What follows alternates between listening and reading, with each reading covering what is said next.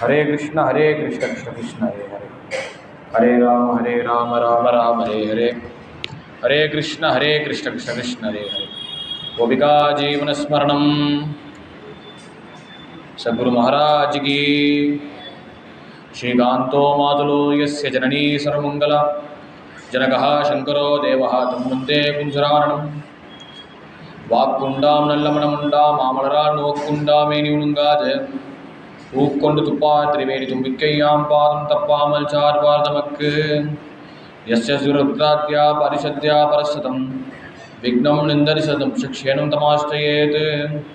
ஸ்ரீசைலேஷதயா பாத்திரம் தீபத்யாதி குணார்ணவம் யதீந்திர பிரபரம் வந்தியே ரம்யஜா மாத்திரம் முனிம். ராமானுஜதயா பாத்திரம் ஞான வைராக்கியபூஷணம் श्रीमद्वेंकटनाथ आर्यं वंदे वेदांतदेशिकं। लक्ष्मीनाथसमारम्भां नाथयामुनमध्यमाम् अस्मदाचार्यपर्यन्तां वन्दे गुरुपरम्परां। यो नित्यमच्युतपदाम्बुजयुग्मव्यामोहतस्थितराय मेने अस्मद्गुरोः भगवतोऽसदैकसिन्धो रामानुजस्य शरणं शरणं प्रपद्ये। माता पिता युवतिस्तनया विभूतिः सर्वं निजे मणियमेन मदन्मयानाम्। आज्यस्य न कुलपदे कुलाभिरामं श्रीमत्तदङ्घ्रिगुणं प्रणमामि भूत्ना। भूतं चरश्च भाताद्वयपट्टनाद श्रीभक्तिसारकुलशेखरयोगिवाहान् भक्ताङ्घ्रिरेणुपरकालयतीन्द्रमिश्रां श्रीमत्पराङ्कुशमुनिं प्रणतोऽस्मि नित्यम्। துப்புடையாரடைவதெல்லாம் சோர்விடத்து துணைகின்றேன், உப்பிலேன் ஆகிரின் அடையேன் ஆணைக்கு நீ அருள் செய்தமையாய். எய்ப்பு என்னை வந்து நிலையும் போது அங்கே ஏதும் நான் உன்னை நினைக்க மாட்டேன். அப்போதைக்கு இப்போதே சொல்லி வைத்தேன் அரங்கத்தரவணை வள்ளியானே. ஊனிடை சோறு வைத்து எம்பு தூணாட்டி புரோபம் ஐந்து 9 வாசல் தான் உடலை பிரியும் போது குந்தன் சரணமே சரணம் மின்னிருந்தேன். தேனுட கவலை திருவிற்கரசே திரை கொள்வான் நெடுங்கடல் கிடந்தாய். நானுடைய தவத்தால் திருவடி அடைந்தேன். நீ விசாரண்யத்துள் எந்தாய். சிறையே நம சிறையே நம. ஆழ்வார் எம்பெருமானார் திருவடிகளே எம்பெருமானார் திருவடிகளே சரணம். கோபிகா ஜீவனஸ்மரணம். கோவிந்த கோவிந்த. சத்குரு சுவாமினஹ ஜெய். ஆஞ்சநேய சுவாமினஹ ஜெய்.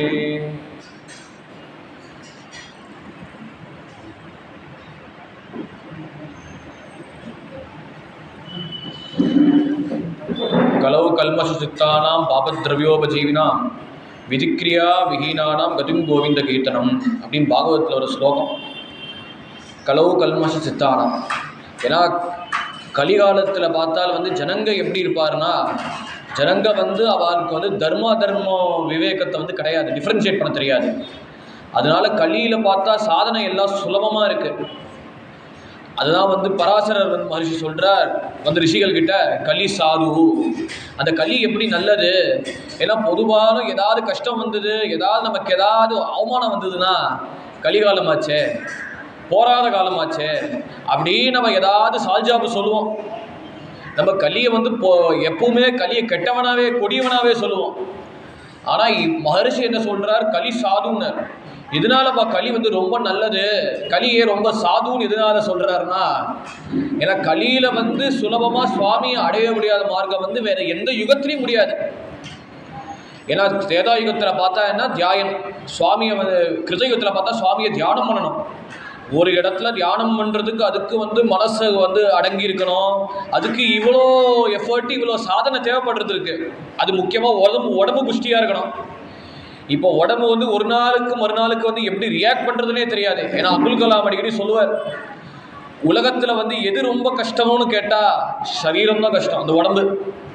இந்த உடம்பு எதுக்கு யூஸ்னா சுவாமியை பக்தி பண்ணுறது தான். ஏன்னா இன்னைக்கு ஒரு நாள் நமக்கு ஸ்டேபிளாக இருக்கிற மாதிரி இருக்கும், இன்னொரு ஒரு நாள் ஏதாவது ஒரு குறைவு ஏற்படும், ஏதாவது இம்பேலன்ஸ் ஏற்படும். அதான் உடம்பு தான் ரொம்ப கஷ்டமான சாதனை. அதுதான் புரிஞ்சுக்கிறதுக்கே ரொம்ப கஷ்டம். அதுக்கு உடம்பு ஃபிட்டாக தான் ஒருத்தர் தியானமே பண்ண முடியும். ஒரு 2 மணி நேரம் உட்காந்துக்கிறதுக்கே. இப்போ பிரவச்சனம்னு பார்க்குறோன்னா இது ஒரு விதமான தியானம் தான்.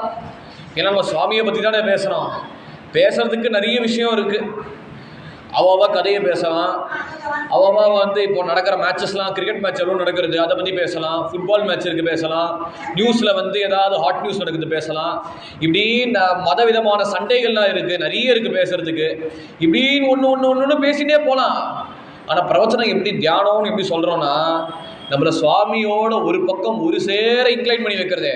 இப்போ அடியேன் பேசுகிறேன், நீங்கள் எல்லாம் சவணம் பண்ணுறேல, ஏன்னா சுவாமியோட சேனலைஸ் பண்ணுறது தான் அது தியானம்.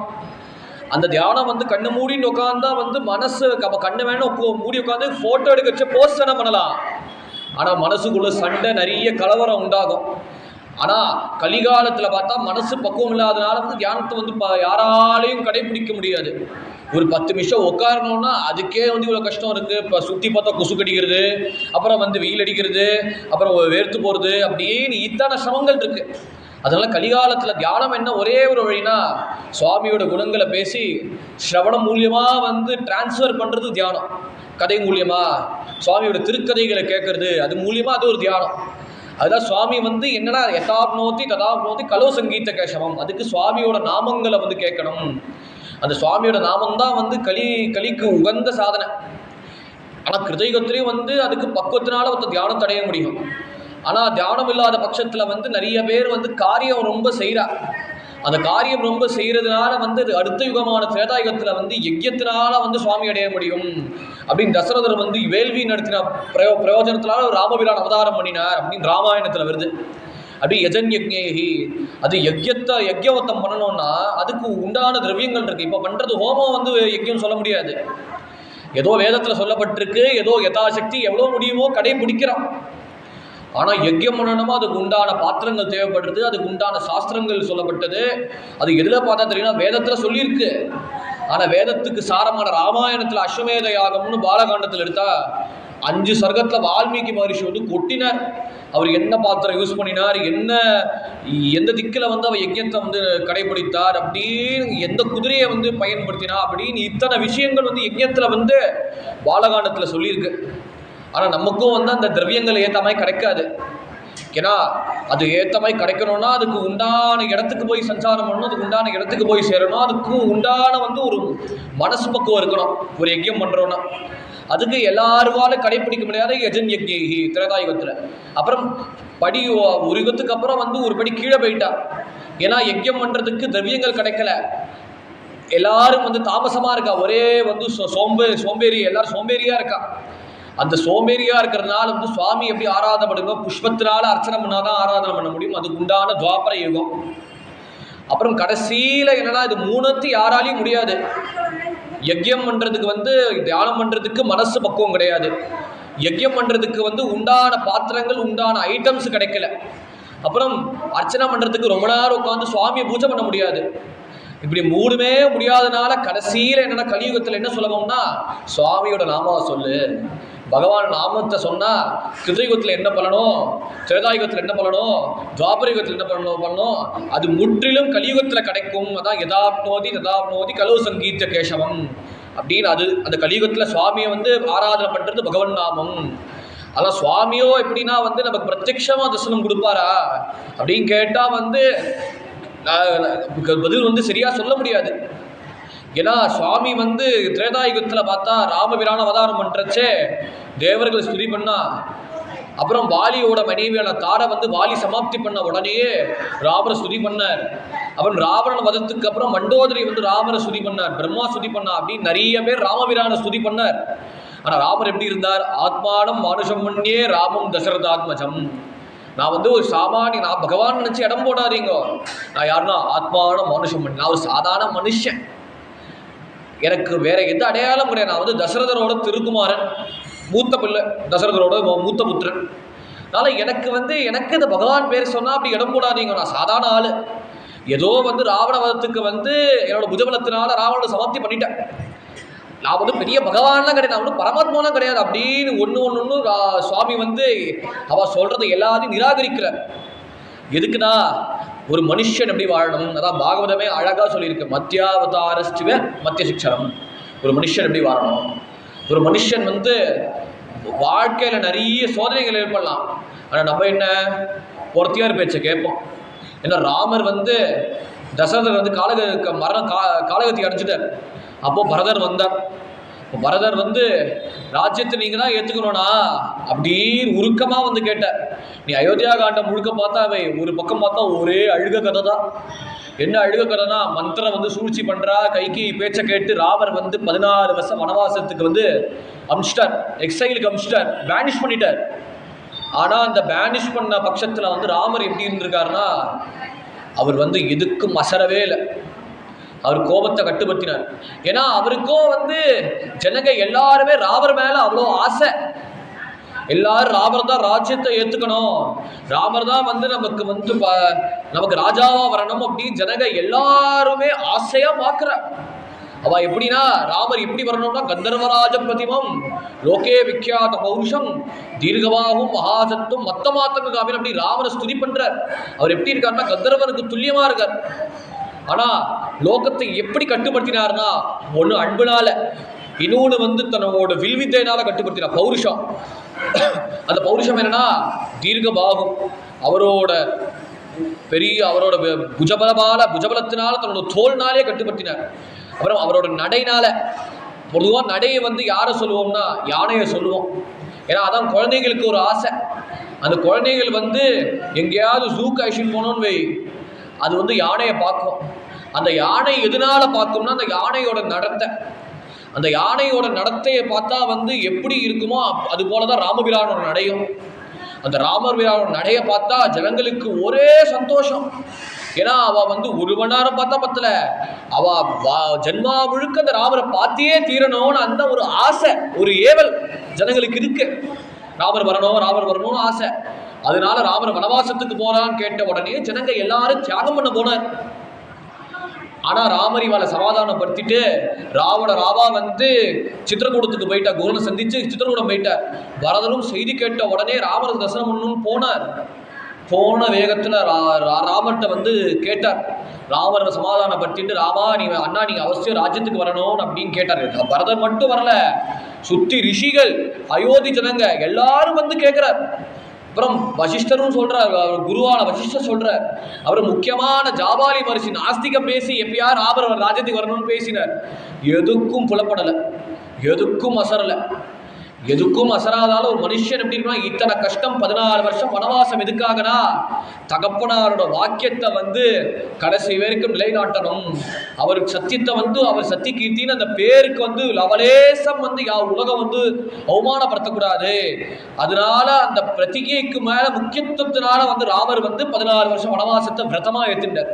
ஒரு மனுஷன் எப்படி இருக்கணும், கஷ்டத்தை வந்து லோகம் வந்து 10 பேர் பேசிட்டு இருப்பா, அந்த 10 பேர் பேச்சுல வந்து என்ன பண்ணணும், அதோட சாரத்தை நம்ம எடுத்துக்கணும். நம்ம 10 பேர் பேச்சை கேட்டுட்டு போனோன்னு அவ சொல்ற வாக்கு சத்தியம் பண்றதுக்கே நம்ம உசுறு பாடுதான் படும். அதனாலே நம்ம பைத்தியம் முடிச்சு திண்டாடுவோம். அதனாலதான் வந்து ஒரு மனுஷன் எப்படி இருக்கணும்னா லோகத்துல எது தர்மம் காட்டுறதுக்கு தான் ராமாவதாரமே. அந்த உத்தேசத்தினால தான் பகவான் லோகத்துக்கு காட்டல.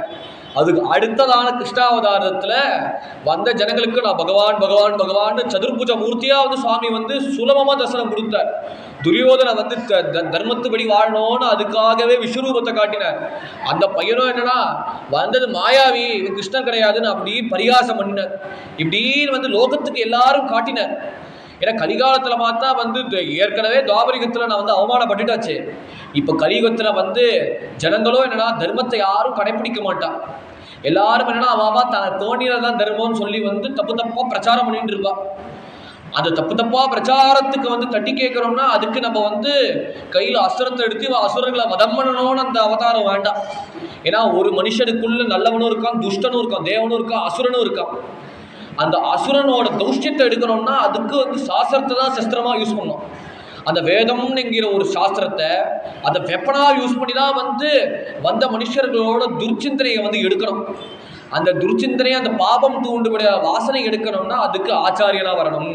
அதுக்கு தான் சுவாமி என்ன பண்ணாருன்னா அதோட பார்ஷதனான லக்ஷ்மணர் அமைச்சர், தன்னோட பார்ஷதனான ஆதிசேஷன் அமைச்சர். இந்த ஆதிசேஷன் யாருன்னா ஆழ்வார் சொன்ன மாதிரி சென்றான் குடையான் நின்றா சிங்காசனமா நீன்றா மரபடியான் பூம்பட்டான் திருமாலுக்கு அரவு அப்படின்னு பொய்யாழ்வார் சொல்றார் முதல் திறந்தாடியில. அவர் சென்றான் கொடையாய், சுவாமி வந்து நடக்கிறச்சே அவர் வந்து கொடையா இருப்பார். நின்றான் சிங்காசனமா, அவர் வந்து சுவாமி அமர்ச்சே அவர் வந்து சிங்காசனமா இருப்பார், அவர் ஆசனமா இருப்பார். அவர் நிக்கிறச்சே சுவாமி வந்து பாதுகையா இருப்பார். அப்படின்னு படுக்கச்சு அப்படின்னா படுக்கையாடுவார். பூம்பட்டான் திருமாலுக்கு அரவு அப்படின்னு சுவாமியோடையே கூட இருக்கிறதுனால வந்து அவருக்கு சேஷன்னு பேர். சுவாமிக்கு மிச்சம் யாருன்னா அவர் தான். அப்புறம் அவருக்கே அனந்தன்னு பேருனா ரெண்டு அர்த்தம் சொல்லலாம். ஒன்று அனந்தன்னா வந்து என்னன்னா கணக்கற்றது அப்படின்னு இன்ஃபினிட்டின்னு சொல்லலாம் அனந்தன். இன்னொன்று என்னன்னா வந்து சுவாமியை விட யுனிக்கானவனால் அனந்தன்னு பேர். இன்னொன்று வந்து சுவாமிக்கு வந்து எப்போதுமே சேவை செய்யறதுனால பாம்புனால அனந்தன்னு பேர். அந்த அனந்தனான ஆதிசேஷன் என்ன பண்றாருன்னா கலியோட துர்மதத்தை நீக்கணும். அப்புறம் ஏற்கனவே வந்து அவதாரமான பகவத்பாதால் வந்திருக்கார். பகவத்பாதால் வந்து வேத சாஸ்திரத்தை வந்து நிலைநாட்டுறதுனால சைவம் வைஷ்ணவம் போன்ற மதங்களை வந்து எல்லாத்தையும் வந்து சுத்தப்படுத்தினார். எப்படி வைதிகமாக சுவாமி ஆராதனை பண்ணோன்னு. ஆனால் ஜனங்க என்ன பண்றா, அந்த சங்கரர் வந்து ஏற்கனவே கீதபாஷ்யம் எழுதியிருக்கார். அந்த கீதபாஷ்யம் எழுதிய சங்கரர் வந்து பகவத்பாதால் வந்து நிறைய பேர் துஷ்பிரச்சாரம் பண்றா. தனக்கு தோணியதுதான் அர்த்தம் சொல்லிட்டு அத்வைத்தம்னு வந்து ஒரு பெரிய சாஸ்திரம். அந்த அத்வைதத்துக்கு வந்து என்ன சுலபமா என்ன அர்த்தம் சொன்னானா, ஜீவாத்மாவும் பரமாத்மாவும் ஒன்று, நிமித்த காரணமும் உபாதான காரணம் ஒன்று சித்தாந்தம். அந்த நிமித்த காரணம்னா வந்து ஒரு பானையை எடுத்துப்போம். அந்த பானை என்னன்னா வந்து அது வந்து உபாதான காரணம், அது செயல்பட காரணம். அந்த பாடக்கார யாருன்னா நிமித்த காரணம், இன்ஸ்ட்ருமெண்ட். அந்த மண்ணை வச்சுதான் வந்து ஒரு காரணத்தை பண்ணி தான் வந்து ஒரு பானையை உண்டாகிற, அந்த மண்ணை தட்டி தட்டி தான் வந்து ஒரு பானையை உண்டாகிற. அது போலதான் வந்து சுவாமியோட நடராஜரோட நடனம். அந்த நடராஜர் நடனத்தை என்ன சொல்லலாம்னா நிமித்த காரணம். அவர் ஆடுற நாட்டியத்தினாலே வந்து லோகத்தை வந்து சிருஷ்டி பண்றார். அவர் லோகத்தை சிருஷ்டி பண்றதை காட்டிலும் அவர் வந்து கையில அக்னி வச்சிருக்கார். அந்த கையில அக்னி என்னன்னா வந்து சம்ஹார அக்னி. அவர் வந்து அந்த அக்னினாலேயே அவர் ஆடுற நாட்டியத்தினாலே உருதத்தந்தவத்தினாலே வந்து மொத்த லோகத்தையும் என்ன பண்றாருன்னா சம்ஹாரமும் பண்றார். அவர் ஆடுறதுனாலே வந்து சிருஷ்டி நடக்கிறது. அவரோட சம்ஹாரத்தின அவரோட இன்னொரு தாண்டவத்தினாலே வந்து ஒரு அசையற்ற நிலையினாலே வந்து சம்ஹாரம் நடக்கிறது. அப்படின்னு நிமித்தமும் உபாதான காரணம் ஒண்ணு. அதனால வந்து கடவுள் அதனால இப்பேற்பட்ட சித்தாந்தத்தை கொடுத்து ஜனங்க என்ன பண்றானா அத்வைதத்தை வந்து நாஸ்திகமா கன்வெர்ட் பண்றான். ஏன்னா நான் தான் பகவான், எனக்கு எதுக்கு வந்து பூஜை பண்ணணும், எனக்கு எதுக்கு கோவில ஆராதனை பண்ணணும் அப்படின்னு இந்த நாஸ்திகத்தனமா போறது, கர்மட்டமா போறது, கர்மா மேல எல்லாம் ஆசைப்படுறான். அதனால சித்தாந்த பேதத்தினால வந்து என்ன பண்றா, சுவாமி ஒண்ணு கிடையாது, நம்ம பண்றது கர்மா வந்து நம்ம காப்பாற்றணும் அப்படின்னு மீமாம்சக பூர்வமா போறா. அந்த மீமாம்சக பூர்வமா போறதுதான் என்ன ஆகுதுன்னா வந்த ஜனங்களை வந்து என்ன ஆகும், அவளும் வந்து வேதத்துக்கு வந்து அதிகாரம் கிடையாது, அந்த வந்த ஜனங்களும் நிராகரிக்கிறா சுவாமி ஆராதனை பண்றது அப்படின்னு இப்பேற்பட்ட செயல்கள் செய்யறா. அந்த செயல்கள் செய்ய தட்டி கேட்கணும்னா சுவாமி என்ன பண்றாருன்னா அதுக்கு வேதத்தை வந்து ஒரு சாஸ்திரமா பயன்படுத்திட்டு பகவான் பக்தி தான் வந்து உயர்ந்த சிரேஷ்டம். அதுதான் ஆண்டாள் வந்து திருப்பாவில சொன்னாவாய் நாராயணனே நமக்கே பறித்தருவாய். அந்த சுவாமியை ஆராதனை பண்றது, சுவாமியோட திருவடியை வந்து கெட்டியா பிடிச்சுக்கிறது தான் ஏத்த தர்மம். அதை காட்டுறதுக்கு தான் விசிஷ்டாத்வைதம். அந்த விசிஷ்டாத்வைதத்துல என்னன்னா அத்வைத்தம்னா ஒண்ணு, ஏகம் சத் விப்ராக பௌதா வதந்தின்றா. அது அத்வைதத்துல ஒண்ணு. விசிஷ்டாத்வைதத்துல வந்து மூணு இருக்கா, சித்தத்துவம், அச்சித்தத்துவம், ஈஸ்வர தத்துவம்னு மூணு. அந்த சித்துனா என்னன்னா நம்ம உயிருள்ள பொருட்கள், அச்சித்னா வந்து உயிரில்லாத பொருட்கள், அப்புறம் மூணாவது என்னன்னா ஈஸ்வர தத்துவம் சுவாமி. இந்த மூணுமே வந்து ரெண்டுவோட பிரயோஜனம் என்னன்னா வந்து சுவாமியை அடையிறது தான். அந்த ரெண்டுவோட லிங்க் என்னன்னா வந்து சுவாமியை வந்து பிடிச்சு கொள்வது, அது காட்டுறதா விசிஷ்டாத்வைத சித்தாந்தம். அந்த விசிஷ்டாத்வைத சித்தாந்த பிரதான ஆச்சாரியரா வந்து உடையவரை வந்து வரப்போற சுவாமி வந்து அவதாரம் பண்ண போறார். அப்போ வந்து பூர்வத்தில் யார் பிரார்த்தனை பண்ணினார்னா ஆளவந்தார்னு ஒரு பெரிய பக்தர். அவரோட குரு யாருன்னா நாதமுனிகள்னு பேர். அந்த நாதமுனிகள் வந்து பிரபந்தம் அவர் மூலியமாக தான் 4000 திவ பிரபந்தமே கிடைச்சிது. ஏன்னா அப்போ ஆழ்வார்கள் வந்து சுவாமியை மங்களாசாசனம் பாடி வந்து கொட்டிட்டார். இப்போ பாடுறவர்கள் எங்கேயோ ஒரு 2-3 இடத்துல இருக்கா, யாருமே இல்லை இப்போ அதை பற்றி பிரச்சாரம் பண்ணுறதுக்கு. ஏன்னா மற்ற தர்மங்கள் வந்து எதனால் நம்ம நிலைநாடுறது, இப்போ வந்து முஸ்லீம் தர்மங்கள் இருக்கு, கிறிஸ்துவ மதங்கள் இருக்கு, எதனால் வந்து கன்வர்ஷன் நடக்கிறது, எதனால் வந்து இத்தனை விஷயம் நடக்கிறது. இப்போ ரீசெண்டாக ஒரு கான்ட்ரவர்சி எதனால் நடக்கிறதுனா பிரச்சாரம். அவள் வந்து கெட்டது பண்ணுறா ஒரு பக்கம் இருக்கட்டும், அவள்கிட்டேருந்து ஒரு நல்லது ஒன்று எடுத்துப்போம். ஏன்னா அவள் பிரச்சாரம் பண்ணுறா. அவள் வந்து மசூதிக்கு வந்தால் வந்து ஏதாவது ஒரு இடத்துல ஏதாவது ஒரு டாப்பிக்கில் குரானில் இருக்கிற விஷயத்தை வந்து அவள் வந்து பிரச்சாரம் பண்ணுறா. அவள் சரியாக பண்ணுறா தப்பாக பண்ணுறா நம்ம வந்து டிஸ்கஷனில் இல்லை. ஏன்னா பிரச்சாரம் பண்ணுறா. சண்டே பார்த்தா வந்து அவள் வந்து பாவ மன்னிப்புன்னு வந்து பிரச்சாரம் பண்ணுறா. அந்த பிரச்சாரத்து மூலியமாக தான் தர்மத்தை வந்து ஒரு 10 படி பேருக்கு சேரும். நம்மளே வச்சுட்டு இருந்தோன்னு வை கஷ்டம். ஏன்னா நம்ம வந்து அறிவு மூட்டையை சம்பாதிக்கிறோம். அந்த அறிவு மூட்டை வந்து எப்போ வந்து வளர்ந்துட்டே போகும்னா ஒரு 10 பேர்கிட்ட சொல்லு, ஒரு 5 பேர்கிட்ட சொல்லு, கேட்குறாரோ இல்லையோ அதில் ஒரு 10,000 பேரில் வேணா 2 பேர் கேட்பா. ஏன்னா பகவானே சொல்கிறார், நூற்றுக்கணக்கான பேர்கள் இருக்கா, கெததாமபி சித்தானாம் கஷ்டின்மா மே தத்வதா மனுஷ்யானாம் சஹஸ்ரேசு கஷ்டிதபி சித்தையே ஏதாமபி சித்தானாம் கஷ்டின்மா வேதி தத்வதா அப்படின்னு சொல்கிற கீதையில் அர்ஜுனா மனுஷ்யானாம் சஹஸ்ரேசு அப்படி மனிதர்கள் வந்து ஆயிரத்துக்கணக்கான பேர்கள் இருப்பா. ஆனால் அதில் சித்தியார்வா எவ்வளோ பேர் இருப்பாங்கன்னா கெததாமபி சித்தானாம் கஷ்டின் மாமேத்தி, அதில் ஒருவர் தான் சித்தானுவார். அந்த ஒருவர் தான் வந்து சாஸ்திரம் என்ன, சித்தாந்தம் என்ன, நுட்கங்கள் என்ன, அந்த நூக்கன் கார்னர் என்னன்னு வந்து தெளிவாக புரிஞ்சுப்பா. அந்த ஒருத்தர் பெனிஃபிட் ஆகிறதுக்கு தான் நான் வந்து இப்போ கீதை உபன்யாசமே பண்ணுறேனே தவிர, நான் வந்து உன்ட்ட உபன்யாசம் பண்ணணும்னு எனக்கு அவசியம் கிடையாது. எனக்கு நான் வந்து இந்த தேரில் இந்த யுத்த பூமியில் நான் உபன்யாசம் பண்ணணும், கீதையை பற்றி சொல்லணும், 200 ஸ்லோகம் வந்து நான் வந்து டீட்டெயிலாக சொல்கிறேனே கீதையை, அது சொல்கிறதுக்கு கட்டாயங்கள் இல்லைப்பா. நான் எது கீதை பண்ணுறேன்னா, நீ உன்கிட்ட சொல்கிற, அது உன்கிட்ட வந்து சேர்ந்தா வந்து அது 100 பேர்கிட்ட ரிஷிகள் எல்லாம் தேவர்கள் எல்லாம் கேட்பா. அது தேவர்கள் எல்லாம் கேட்டக்கப்புறம் என்ன, கலிகாலத்துக்கு நான் வந்து உபன்யாசம் பண்ணுற கீதை உபன்யாசம், அந்த கலிகாலத்து உபன்யாசம் பண்ண பிரயோஜனம் என்ன, வந்த ஜனங்களுக்கு வந்து சேரும். அதனால கீதைக்கு வந்து அப்பேற்பட்ட முக்கியத்துவம் கிடைக்கும். அந்த கீதையினால் என்ன ஆகும், லோகம் வந்து உத்தாரணமானோம். லோகத்துக்கு தர்மம் என்ன, எப்படி பக்தி பண்ணணும், எப்படி வந்து ஞானத்தோடு வந்து வாழ்க்கையை வாழணும், எதுக்கும் அசராமல், எதுக்கும் டிஸ்டர்ப் ஆகாமல், எதுக்கும் வந்து துன்பப்படாமல் வந்து வாழ்க்கையை வந்து சமமாக ஏற்றுன்னு இப்படி வாழணும். அதுக்கு வந்து ஒரு மேனுஸ்கிரிப்ட் கீதை. அதுக்கு ஒரு வேதத்துக்கு அடுத்த புஸ்தகம் என்ன பகவத்கீதை. அது கொடுக்கறது தான் சுவாமி பிரச்சாரம் பண்ணினார். ஆனால் அதுக்கு தான் பிரச்சாரத்து மூலியமாக தான் வந்து ஒருத்தருக்கு போய் சேரும். அதுக்கு என்ன பிரச்சாரம்னா சரியான பிரச்சாரம் இருக்கணும். வேதத்துக்கும் பாசுரங்களுக்கும் அடிப்படையாக வச்சு பிரச்சாரம் பண்ணினான்னா அது வந்து ஜனங்களுக்கு விஷ்ணு பக்தினா என்ன, வைஷ்ணவம்னா என்ன அப்போ தான் தெரியும். ஏதோ வந்து கோவிலில் போய் சுவாமி தரிசனம் பண்ணுறார், கன்னத்தில் போடுறது அப்படின்னு வந்து சுவாமி வந்து வெறும் செயல் வரிசிப்பாயிடாது. அது பாவபூர்வமாக ஏற்றணும்னா அதுக்கு ஆழ்வார்கள் மங்களாசாசனம், ஸ்தோத்திரங்கள், பாசுரங்கள், அதுதான் முக்கியம். ஏன்னா நம்ம சுவாமியை வந்து ஆராதனை பண்ணுறது வேற ஆங்கிளாக இருக்கட்டும், ஆழ்வார்கள் எப்படி சுவாமி ஆராதனை பண்ணினார். ஏன்னா உடையவர் சரித்திரம் இப்போ சொல்கிற நிறைய பேர் உபன்யாசம் பண்ணியிருக்கார். ஆனால் அவர் இருந்த காலத்தை திருவரங்க தமுதார் வந்து ராமானுஜ நூத்திரந்தாரின்னு எழுதியிருக்கார். அதுதான் 4000 திவ பிரபந்தத்துக்கோட பூர்த்தியே. அது படித்தா வந்து 4000 திவ பிரபந்தமே பூர்த்தி ஆகிடும். அந்த நூத்தந்தாதி வந்து யாரை பார்த்து எழுதினா, உடையவருக்கு நேராக பார்த்தே எழுதினார். நம்ம உடையவரை பற்றி பாட்டு எழுதுறது ஒன்றும் விஷயம் இருக்காது. ஏன்னா நம்ம எழுதினாலுமே வந்து ஒரு நாமாவளியாக இருக்கே, ஆஹா நல்லா இருக்கே அப்படின்னு மனோரஞ்சகமாக இருக்கும், சந்தோஷமாக இருக்கும்.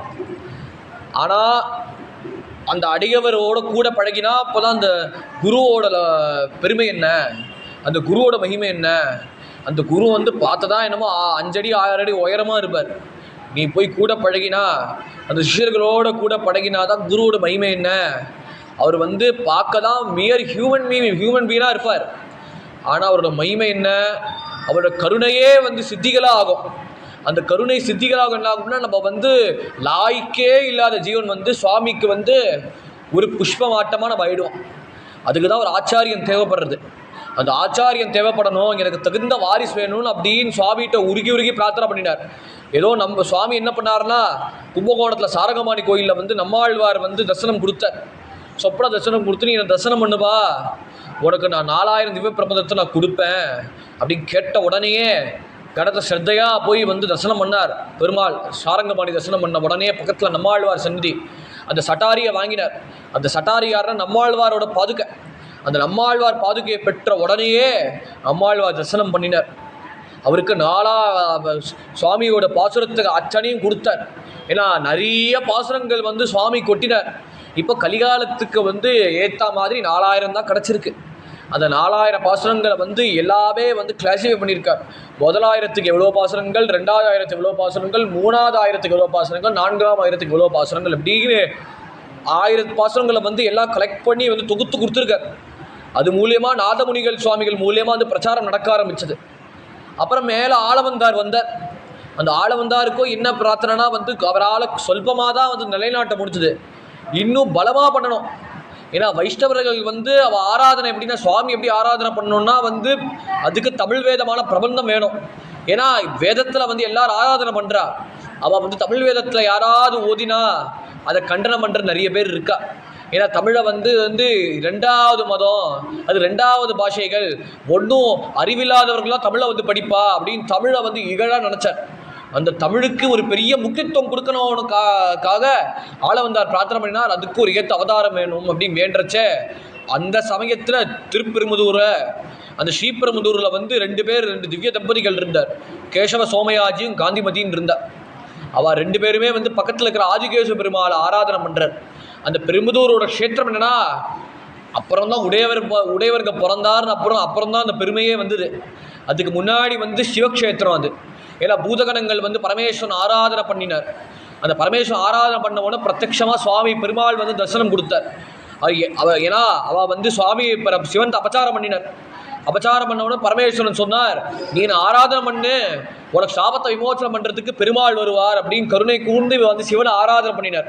இவர் சிவனை ஆராதனை பண்ண பிரயோஜனத்தில் பெருமாள் தரிசனம் கொடுத்தார். அந்த பெருமாள் தரிசனம் கொடுத்த பெருமாள் தான் ஆதிகேசவ பெருமாள்னு பேர். அந்த சுவாமி தரிசனம் பண்ண உடனே இந்த பூதகணங்களுக்கு சாப மோட்சத்தை நீங்கினார் அப்படின்னு திருப்பெரும்புதூர் க்ஷேத்திரம். அந்த ஸ்ரீபெரும்புதூரில் வந்து கேசவ சோமயாஜியோ காந்திமதியோ அவள் வந்து வேதத்தை அத்தியனம் பண்ணிட்டு ஆதிகேசவ பெருமாள் ஆராதனை பண்ணினார்.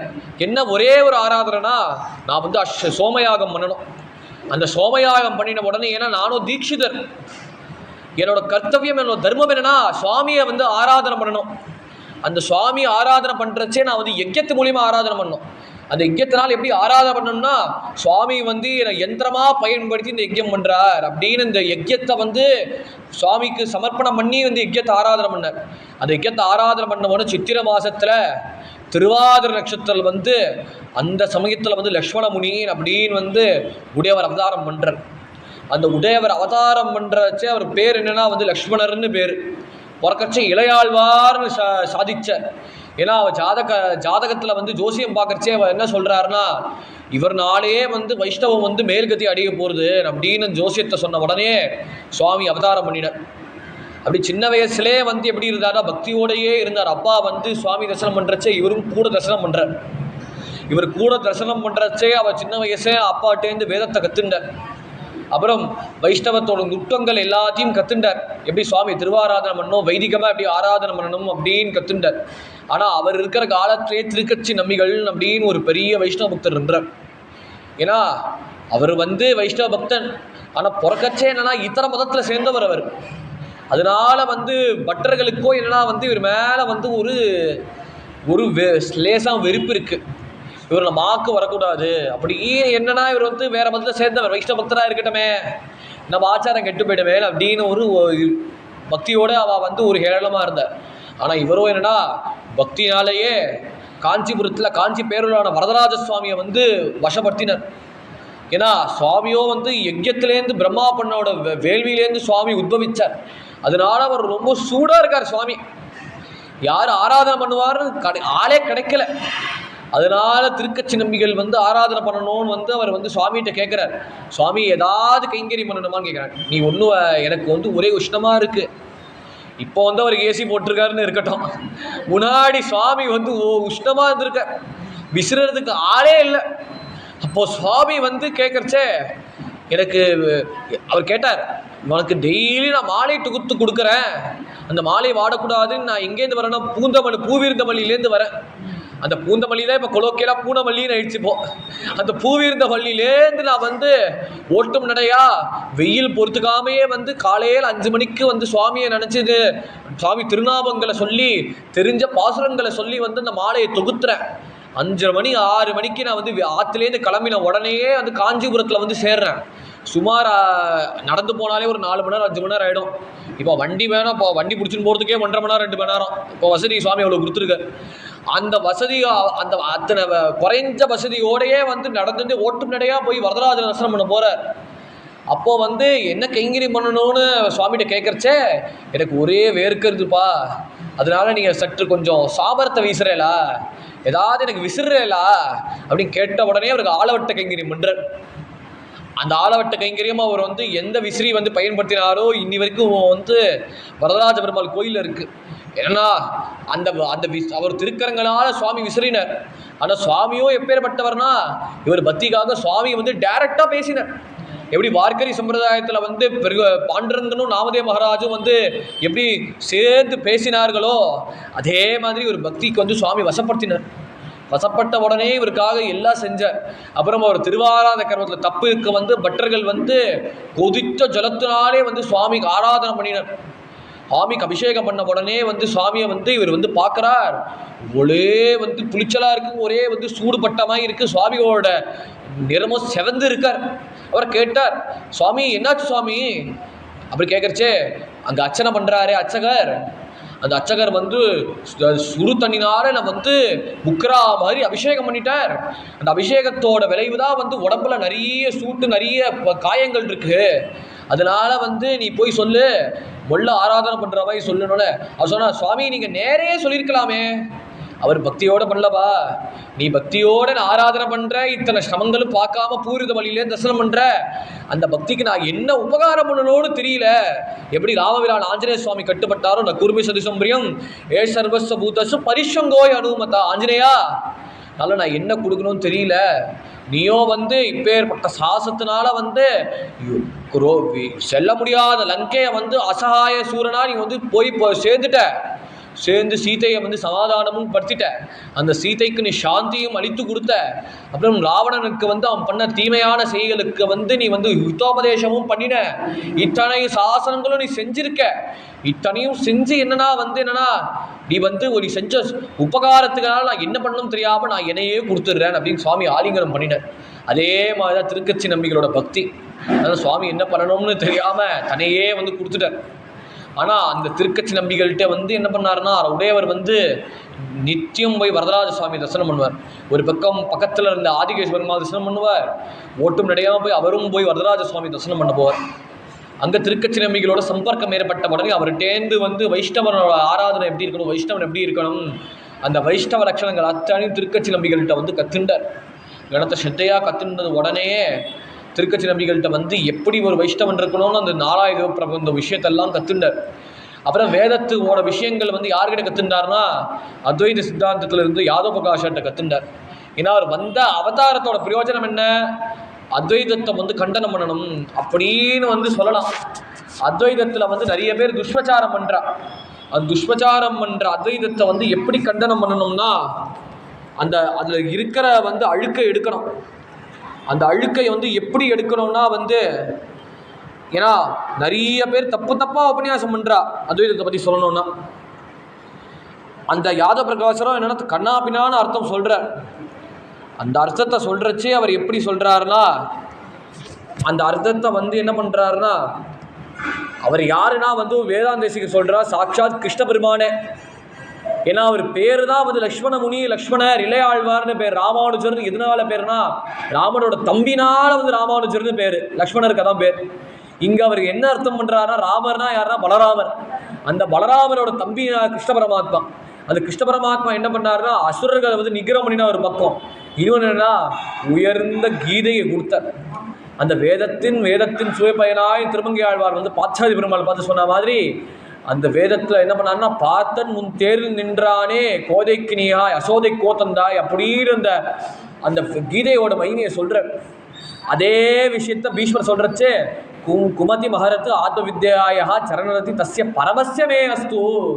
அந்த கீதாச்சாரியனுக்கு என்ன கோடி என்ன நமஸ்காரங்கள்னா, குமதி மகரத்து ஆத்ம வித்யாய அந்த ஆத்ம வித்யை உபதேசம் பண்ணினாரு அர்ஜுனனோட தோஷத்தை நீக்கிறதுக்காகவே.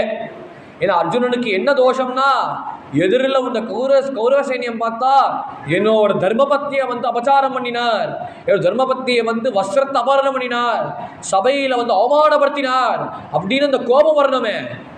அப்புறமே நான் வந்து 14 வருஷம் வனவாசத்தில், அந்த 13 வருஷம் வனவாசத்தில் 1 வருஷம் அக்கியாதவாசத்தில் வந்து எங்களை வந்து ஓட்டாண்டியாக வெள்ள தரத்தினார். அதுக்கப்புறம் முன்னாடி சின்ன வயசில் என்னன்னா எங்கள் வந்து வாரணவதத்தில் வந்து முக்கியமான விஷயத்தில் வந்து திருதராஷ்டிரமிச்சார். அதில் வந்து துரியோதனாதிகள் என்ன பண்ணார்னா, எல்லாருமே வந்து இந்த வாரவிரதத்தில் வந்து அரக்கு மாளிகள் வந்து தீயை வச்சு கொளுத்தினார். இத்தனை கஷ்டங்களும் எங்களை வாழ விடாமல் பண்ணினார்.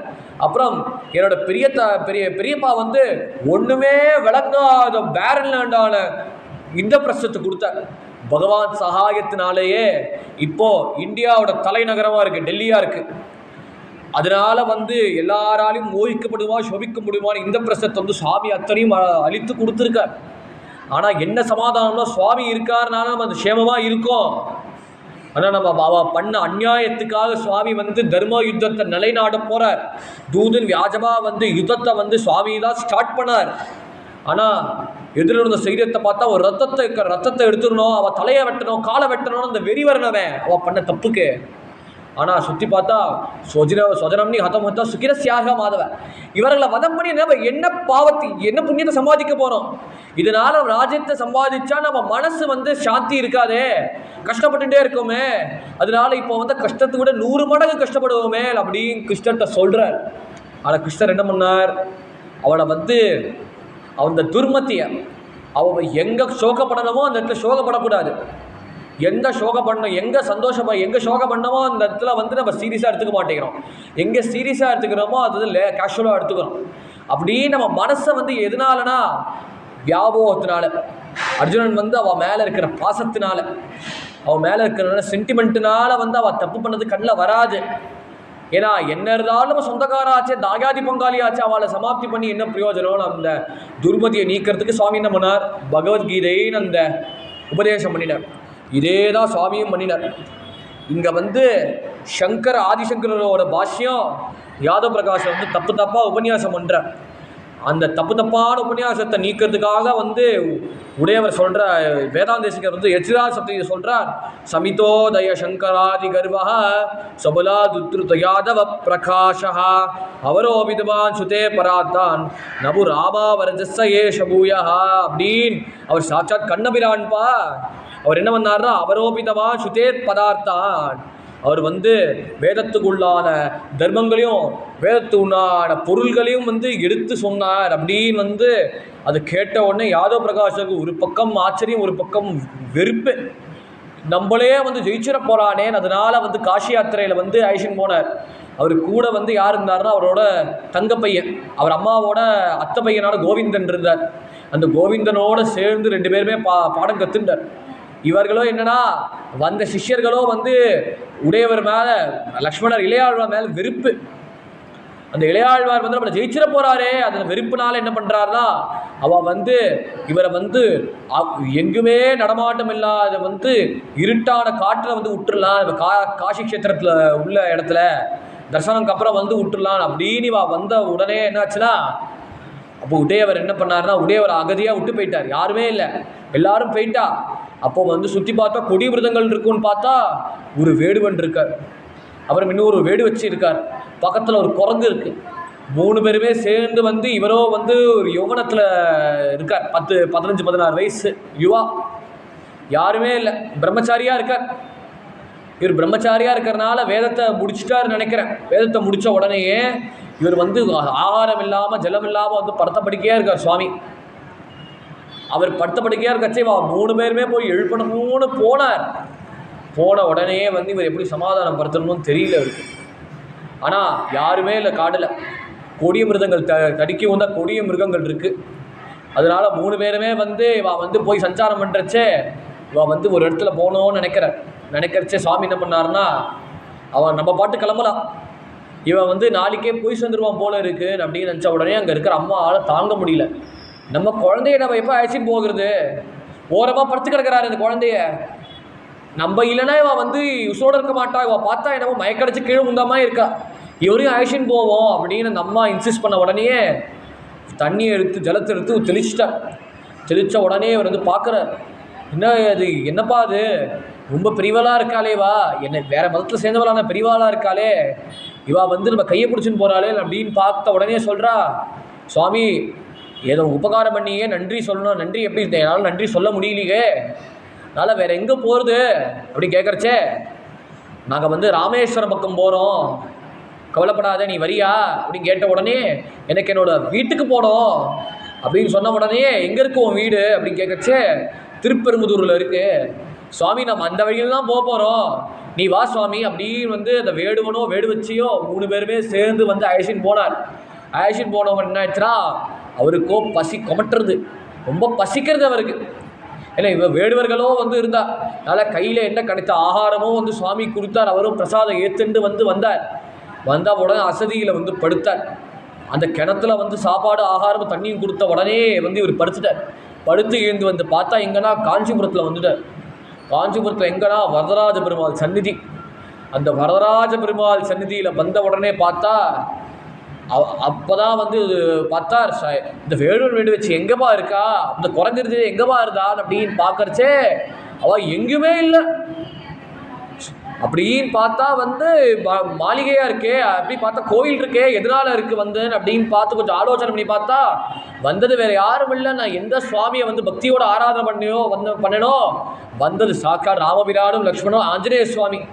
என்னை வந்து இப்பேற்பட்ட கஷ்டத்துலேருந்தே நான் வந்து மூச்சு தறி காலகத்தி அடைஞ்சிருவேன். அந்த துர்மரணத்திலேருந்து சுவாமி காப்பாற்றுறதுனால ராமேஸ்வரம் வரைக்கும் யாத்திரை ஆயிஷன் போகிறேன்னு அந்த வியாஜத்தில் பேரொருளார சந்நிதி முன்னாடியே நிப்பாட்டிட்டேன். அந்த சந்தோஷத்தோடு எங்கே பண்ணணும்னு தெரியாமல் திருப்பெரும்புதூரில் வந்து அம்மா தரிசனம் பண்ணேன். ஏன்னா வரதுக்கு ரொம்ப வருஷம் ஆகிடுமேப்பா, என்னப்பா உடனே வந்துட்டேன், என்னால் யாத்திரை பூர்த்தி ஆகிடுது அப்படி கொஞ்ச நாள் கழிச்சு வந்து யாதவ பிரகாசர் வந்து அவர் குருநாதர் வந்து எல்லோரும் வந்துட்டார்.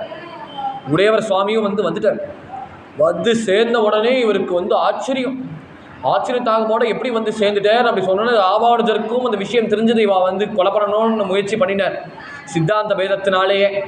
அதனால பிரபாவம் தெரிஞ்சு மன்னிப்பு கேட்ட உடனே பின்னாடி வந்து இவர் சிஷ்யனாகிட்டார் யாதவ பிரகாஷரே அவர்கள். அப்படின்னு வந்து மேலே என்ன வைஷ்ணவரோட சரம ஸ்லோகத்தை கற்றுக்கணும், வைஷ்ணவ விஷயத்தெல்லாம் கற்றுக்கணும். அதனால காலக்கிரமேண வந்து கல்யாணம் எடுத்து இவருக்கு. ஆனால் இவருக்கு என்ன ஆசைனா, எங்கள் ஆளை வந்து முதல்ல வந்து குருநாதரான திருக்கச்சி நம்பிக்கையில் வந்து ஆற்றுக்கு வரனே வந்தே தீரணும் அப்படின்னு ஆசை அவருக்கு. எங்கள் ஆற்றுல வந்து அவர் வந்து போஜனத்தை ஏற்றுக்கணும், எங்கள் ஆற்றுல ஆகாரம் வந்தே தீரணும் அப்படின்னு அவர் ரொம்ப ஆசையாக வந்து இப்படியாக வந்து திருக்கச்சி நம்பிக்கையில் வந்து கோவிலேருந்து காலை ஊந்து கெஞ்சி நமஸ்காரம் பண்ணி கேட்குறார், பவ்யமாக கேட்குறார். ஏன்னா நம்ம சாதுக்களை எப்படி பரமாறணும்னா, சாதுக்கள் எப்படி மரியாதை கொடுக்கணும்னா நம்ம ஆற்றுல வந்து சேரணும்னா அப்படி தான் அவளை வந்து உபச்சாரம் பண்ணணும். ஏன்னா நம்மளால் வந்து சுவாமியை வந்து நேரம் வந்து நம்ம நைவேத்தியம் பண்ணுறோம், அத்தனையும் சுவாமிக்கு சமர்ப்பணம் பண்ணுறோம். ஆனால் சமர்ப்பணம் பண்ண பிரயோஜனம் என்ன? சுவாமி வந்து நம்ம பக்கத்தில் வந்து சேரணும், சுவாமி நம்ம பக்தியை ஏற்றுக்கணும், அதுக்கு தான் நம்ம இத்தனையும் பண்ணுறோம். அதுக்கு தான் வந்து சுவாமி வந்து நமக்கு இத்தனை அவயங்களும் கொடுத்துருக்க. அப்படிதான் பாகவதத்திலே சொல்லியிருக்கு. அந்த அம்பரீஷர் எப்படி இருந்திருக்காருன்னா, இந்த சரீரம் முழுக்க சுவாமிக்கு சமர்ப்பணம் பண்ணினார். அவர் வந்து யாருன்னா அம்பரீஷோ மகாபாக சப்ததீப வதிமகி அப்படி பாகவதம் சொல்கிறது. அவர் வந்து 7 உலகத்துக்கும் இந்த 7 கான்டினென்ட்ஸுக்கும் அவர் வந்து ராஜா. ஆனால் வந்த திரவியத்தை வந்து பணம் வந்து மண்ணாங்கட்டின்னு நினச்சிட்டார். ஏன்னா நம்ம வந்து சுவாமியை பக்தி பண்ணணும். அந்த சுவாமி எப்படி பக்தி பண்ணணும்? சவை மன கிருஷ்ண பதார விந்தையோகோ வச்சாம்சி வைகுண்ய குணானுவர்ணனே கலோமரே மந்திர மாதராதிஷு சுதிம்சகார அச்சுத சக்கதோதையே அப்படின்னு வந்து அவர் வந்து பாடி சரீரத்து முழுக்க சுவாமிக்கு சமர்ப்பணம் பண்ணினார். மனசு என்னன்னா கிருஷ்ணனோட திருவடியிலேயே வந்து சமர்ப்பணம் பண்ணினார். வச்சாம்சி வைகுண்ய குணானுவர்ணனே வாக்கு முழுக்க என்னன்னா சுவாமி குணங்களையே சொல்கிறார்.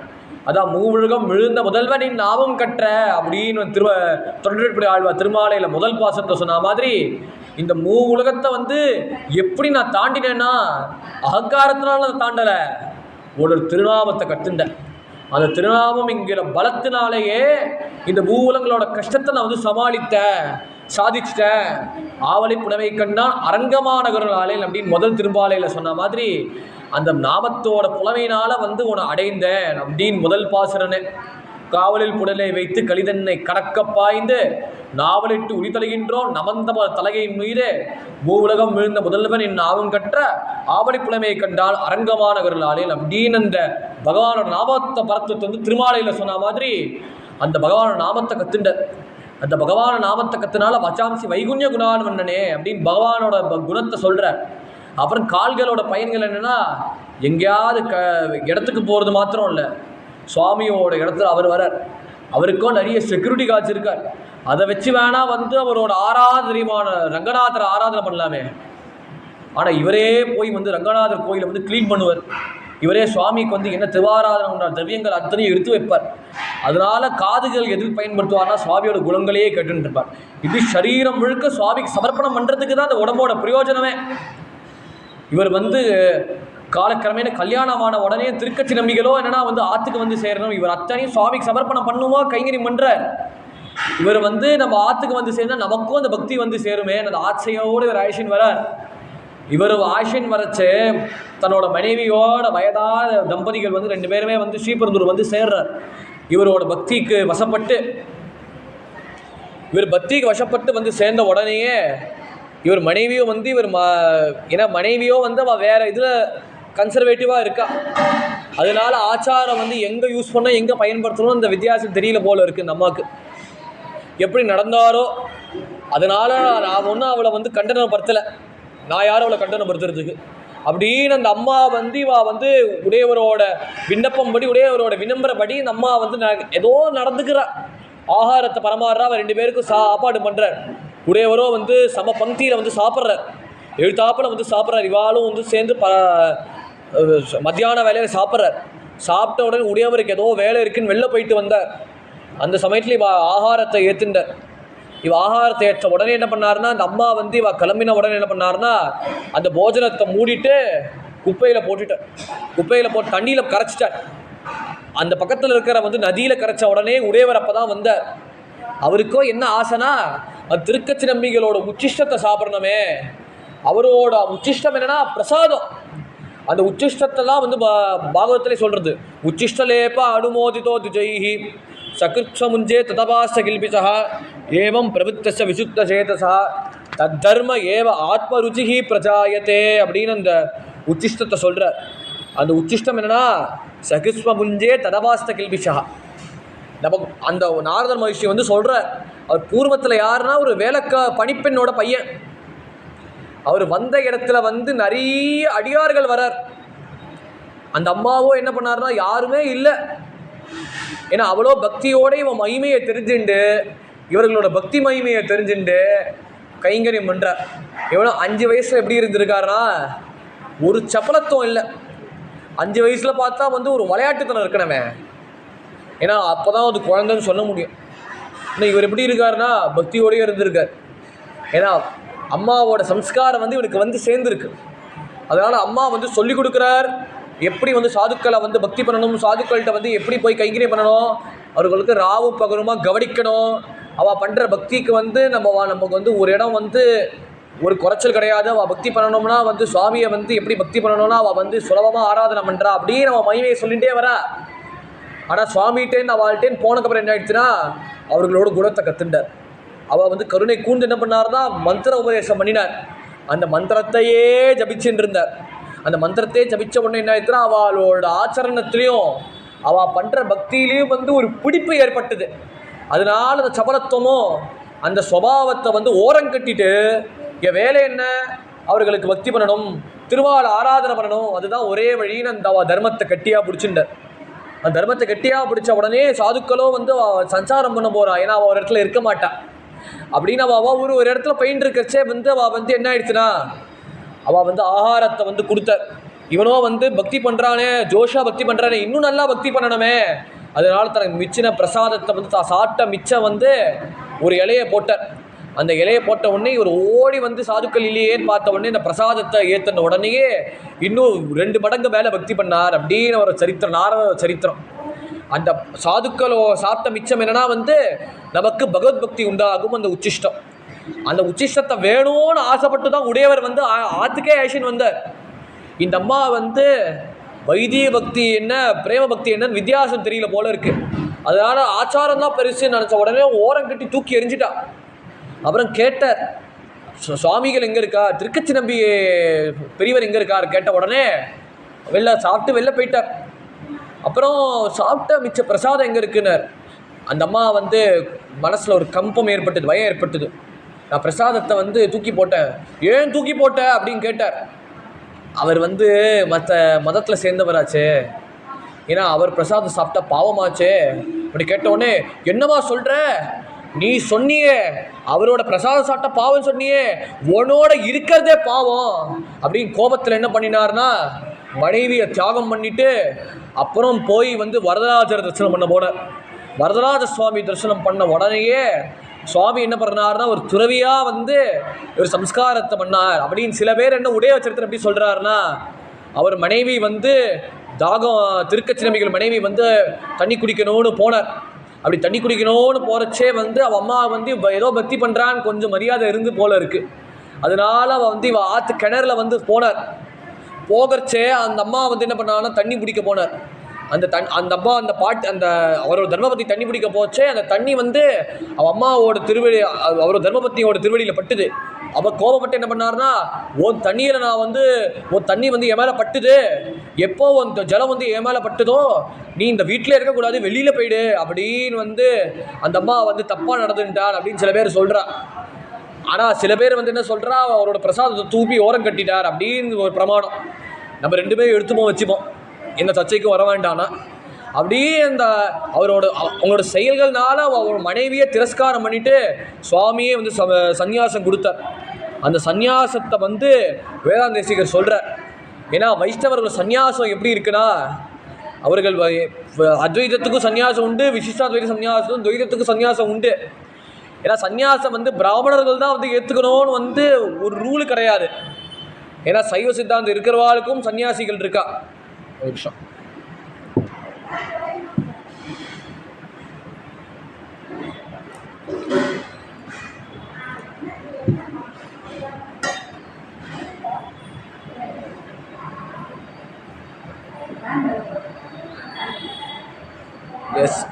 எஸ் அவங்க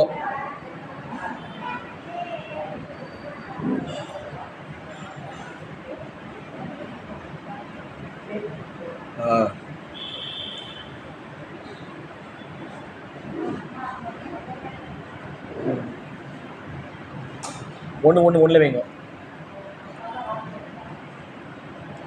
அங்கே ஆனால் இருக்கு, ஸ்விட்ச் ஆன் பண்ணுங்க. ஆமாம்,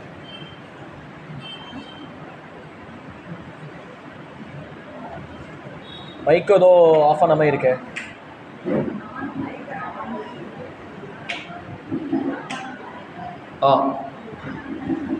கேட்குறதுங்க, கேட்குறது.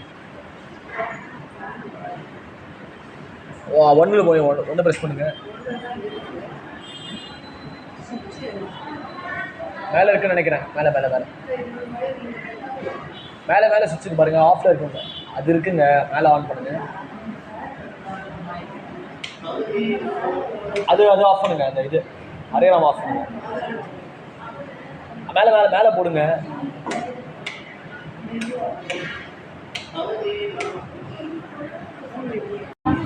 ஹரே ராம ராம ராம ஹரே ஹரே, ஹரே கிருஷ்ண கிருஷ்ண கிருஷ்ண ஹரே ஹரே. சத்குரு சுவாமினஹ ஆஞ்சநேய சுவாமினஹ ஜெய். சுவாமி வந்து உடையவர் வந்து வரதராஜ சுவாமி தரிசனம் பண்ண போனார். இந்த வரதராஜரே ஒரு சன்னியாசி ரூபத்தில் வந்து இவருக்கு தீட்சையை கொடுக்குறார். ஏன்னா சந்நியாசம் வந்து எல்லா இடத்துலையும் உண்டு. பிராமணர்கள் தான் சன்னியாசாசிரமம் உண்டு அப்படின்னு நம்ம வந்து சொல்லலாம். ஏன்னா பிராமணருக்கு பிரதானமாக உண்டு. அவர்களுக்கு என்ன தர்மம்னா, சன்னியாசாசிரமத்தில் என்ன தர்மம்னா அப்பரிக்கிரகம். அப்பரிக்கிரகம்னா யார் என்னால் வந்து புறத்தியாருக்கு இம்சை வரக்கூடாது அப்படி சொல்லி தான் ஒருத்தர் வந்து சன்னியாசத்தை வாங்கிக்கணும். ஏன்னா 2 சன்னியாசத்துக்கு நான் தர்மம் என்னென்னா வந்து, ஏன்னா உடையவரை பற்றி சொல்கிறனால சன்னியாசம் பற்றி கொஞ்சம் சொல்லியே ஆனோம். அதனால் கொஞ்சம் சன்னியாசம் பற்றி நான் கொஞ்சம் எடுத்து சொல்கிறேன். அந்த சன்னியாசத்தில் என்ன தர்மம் இருக்குன்னா வந்து, ஒருத்தர் வந்து பிரம்மச்சாரியாக இருந்தால் வந்து தாயார்கிட்டேருந்து பர்மிஷன் வாங்கி தான் சன்னியாச துறவரத்துக்கே எடுத்துக்கணும்.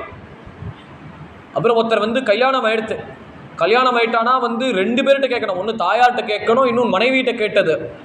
ஏன்னா அந்த பொதுவாக வந்து இந்த பத்னியோட அக்னி என்ன ஆகும்னா, அவளோட உயிரினங்கள்னால கஷ்டம் ஏற்படக்கூடாதுனால அந்த பத்னியோட கஷ்டத்தை ஏற்பட்டால் என்ன ஆகும்னா, இவன் வாங்கிட சன்னியாசம் நஷ்டமாக போயிடும்.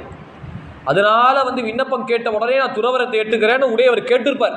அந்த அம்மா வந்து விட்டு போயிட்டாருன்னு வந்து அவரும் விட்டுட்டான். மேலே வந்து கேட்குறச்சே நான் வந்து பிறந்தாத்தில் கொண்டு விட்டுருன்னு அப்படின்னு சொன்ன உடனே அத்தனை திரவியங்களும் வந்து அத்தனை சமர்ப்பணம் பண்ணிவிட்டு அந்த அம்மா சொகுசோடு அமைச்சிட்டார். இவரும் வந்து சன்னியாசத்தை ஏற்றுண்டார். சுவாமி எத்தியாக வரச்சே வந்து அந்த நாமத்தை சூட்டி கொடுறார். அதில் 3 விதமான இருக்குது. அத்வைத சன்னியாசம் எப்படி இருக்குன்னா, அவள் வந்து சிக்கையும் பூனலையும் வந்து அறுத்துட்டு தான் சன்னியாசத்தை ஏற்றுப்பார். ஏன்னா சன்னியாச தர்மத்தோட சூக்ஷ்மம் என்னென்னா, நான் வந்து ஜாதிக்கு அப்பாற்பட்டவனாக இருக்கேன். ஏன்னா நான் எல்லார் குலத்துக்கும் வந்து எனக்கும் குலம்னு ஒன்று கிடையாது. அந்த குலம் குலம் வந்து என்னென்னா சுவாமியோட குலம் தான் எல்லாரோட குலம் அப்படின்னு இருக்கிற அந்த யூனிவர்சல் கேஸ்டினால் தான் சன்னியாசத்தை வந்து அவள் வந்து பூனலையும் உபவீதத்தையும் எடுக்கிறார். ஆனால் அதை தெஜிச்சாதான் வந்து சுவாமி அடைய முடியும். நான் பிராமணன், நான் உயர்ந்த ஜாதியில் வந்தவன், அந்த அகங்காரம் இருக்கும். அந்த அகங்காரத்தை வேலோட கிள்ளி எடுத்து வந்து சுவாமியோட சம்பர்க்கம் சேர்க்கறது தான் அது சன்னியாச தர்மம். இன்னொன்று இங்கே ஸ்ரீ வைஷ்ணவ சம்பிரதாயத்தில்னா அவள் வந்து காவி கட்டிப்பா. அவள் காவி வஸ்திரத்தை கட்டிக்கிறச்சு அவள் எப்படி இருப்பார்னா பூனலோடையும் இருப்பா, சிக்கையோடையும் இருப்பா. அந்த லட்சணத்தை வந்து சுவாமி தேசிகர் வந்து யதிராஜ சப்தியில் சொல்கிறார். உபவீத்தின ஊர்த புன்றவந்தம் திரிஜகத் புண்ணிய பலம் திரிதண்டஹஸ்தம் சரணாகத சார்த்தவாகமீடே சிக்கையா சேகரினம் பதிம் யதீனாம். அந்த உதயவரோட மகிமையை சொல்கிறார். அவரோட லட்சணம் எப்படி இருக்குன்னா உபவீத்தினம் ஊர்த புன்றவந்தம்.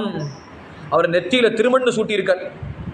அப்புறம் அவர் பூனல் வந்து எப்படி இருக்குன்னா வெள்ளையாக இருக்குது.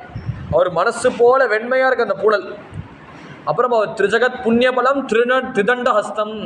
அவர் கையில் திருதண்டியோடு இருக்கார். அந்த தண்டம் வைஷ்ணவர் ஆனால் அத்வைத்த சம்பிரதாயத்தில் இருக்க சன்னியாசிகள் எப்படி இருக்கிறான்னா ஒரே ஒரு தண்டத்தோடு தான் இருப்பாள். இவர்கள் எப்படின்னா திருதண்டமோடு இருப்பாள். அந்த திருதண்டத்தோடு என்ன இருப்பார்னா பிரம்மா விஷ்ணு சிவஸ்வரூபமாக வந்து இருக்கும்.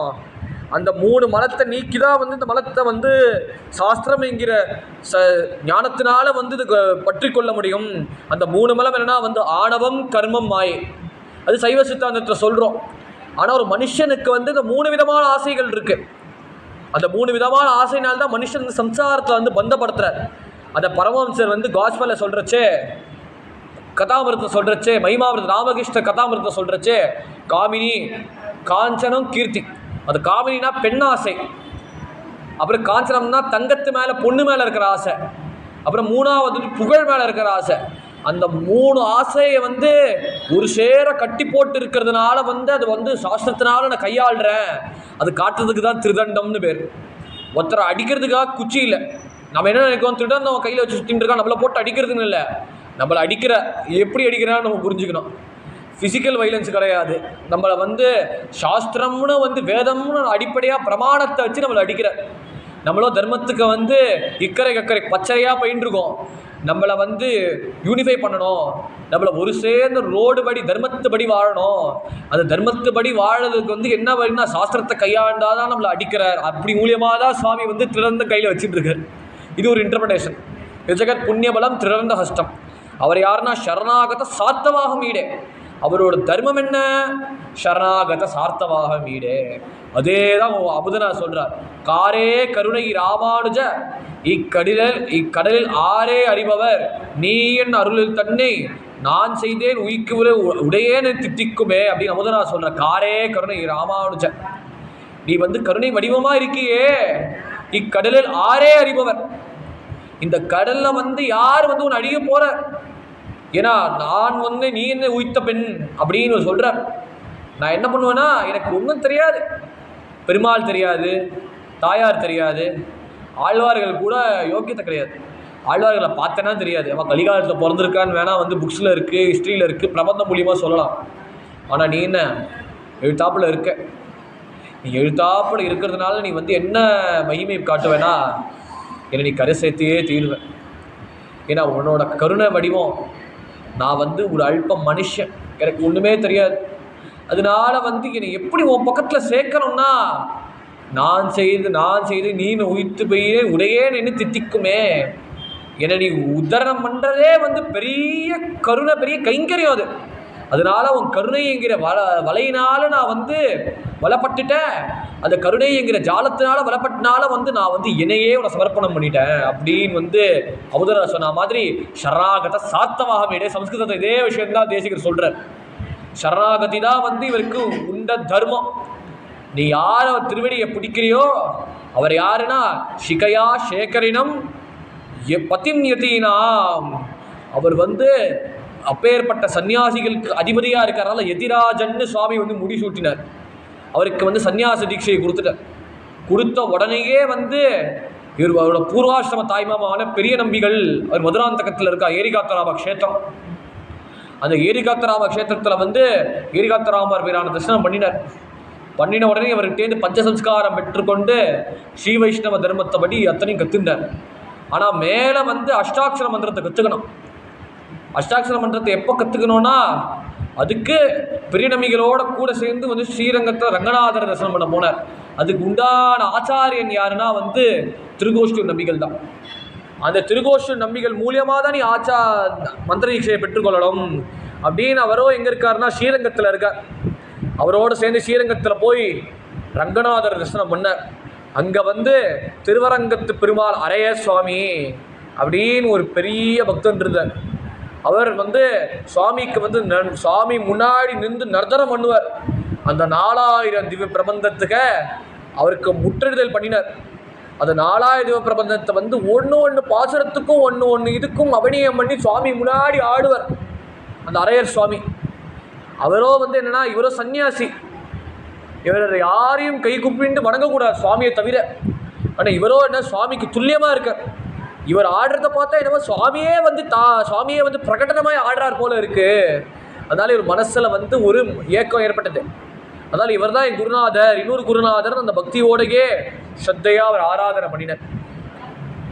அவரை மனசளவுக்கு ஆராதனை பண்ண உடனேயே அந்த திருவரங்க பெருமாள் அரையர், இந்த அரையர் சுவாமிக்கு வந்து காலலை பிடிச்சி விட்டு அவருக்கு என்ன தடவினார். ஏன்னா அவர் 24 மணி நேரம் சுவாமிக்கு வந்து முன்னாடி இருந்து நர்த்தனம் பண்ணுறார்.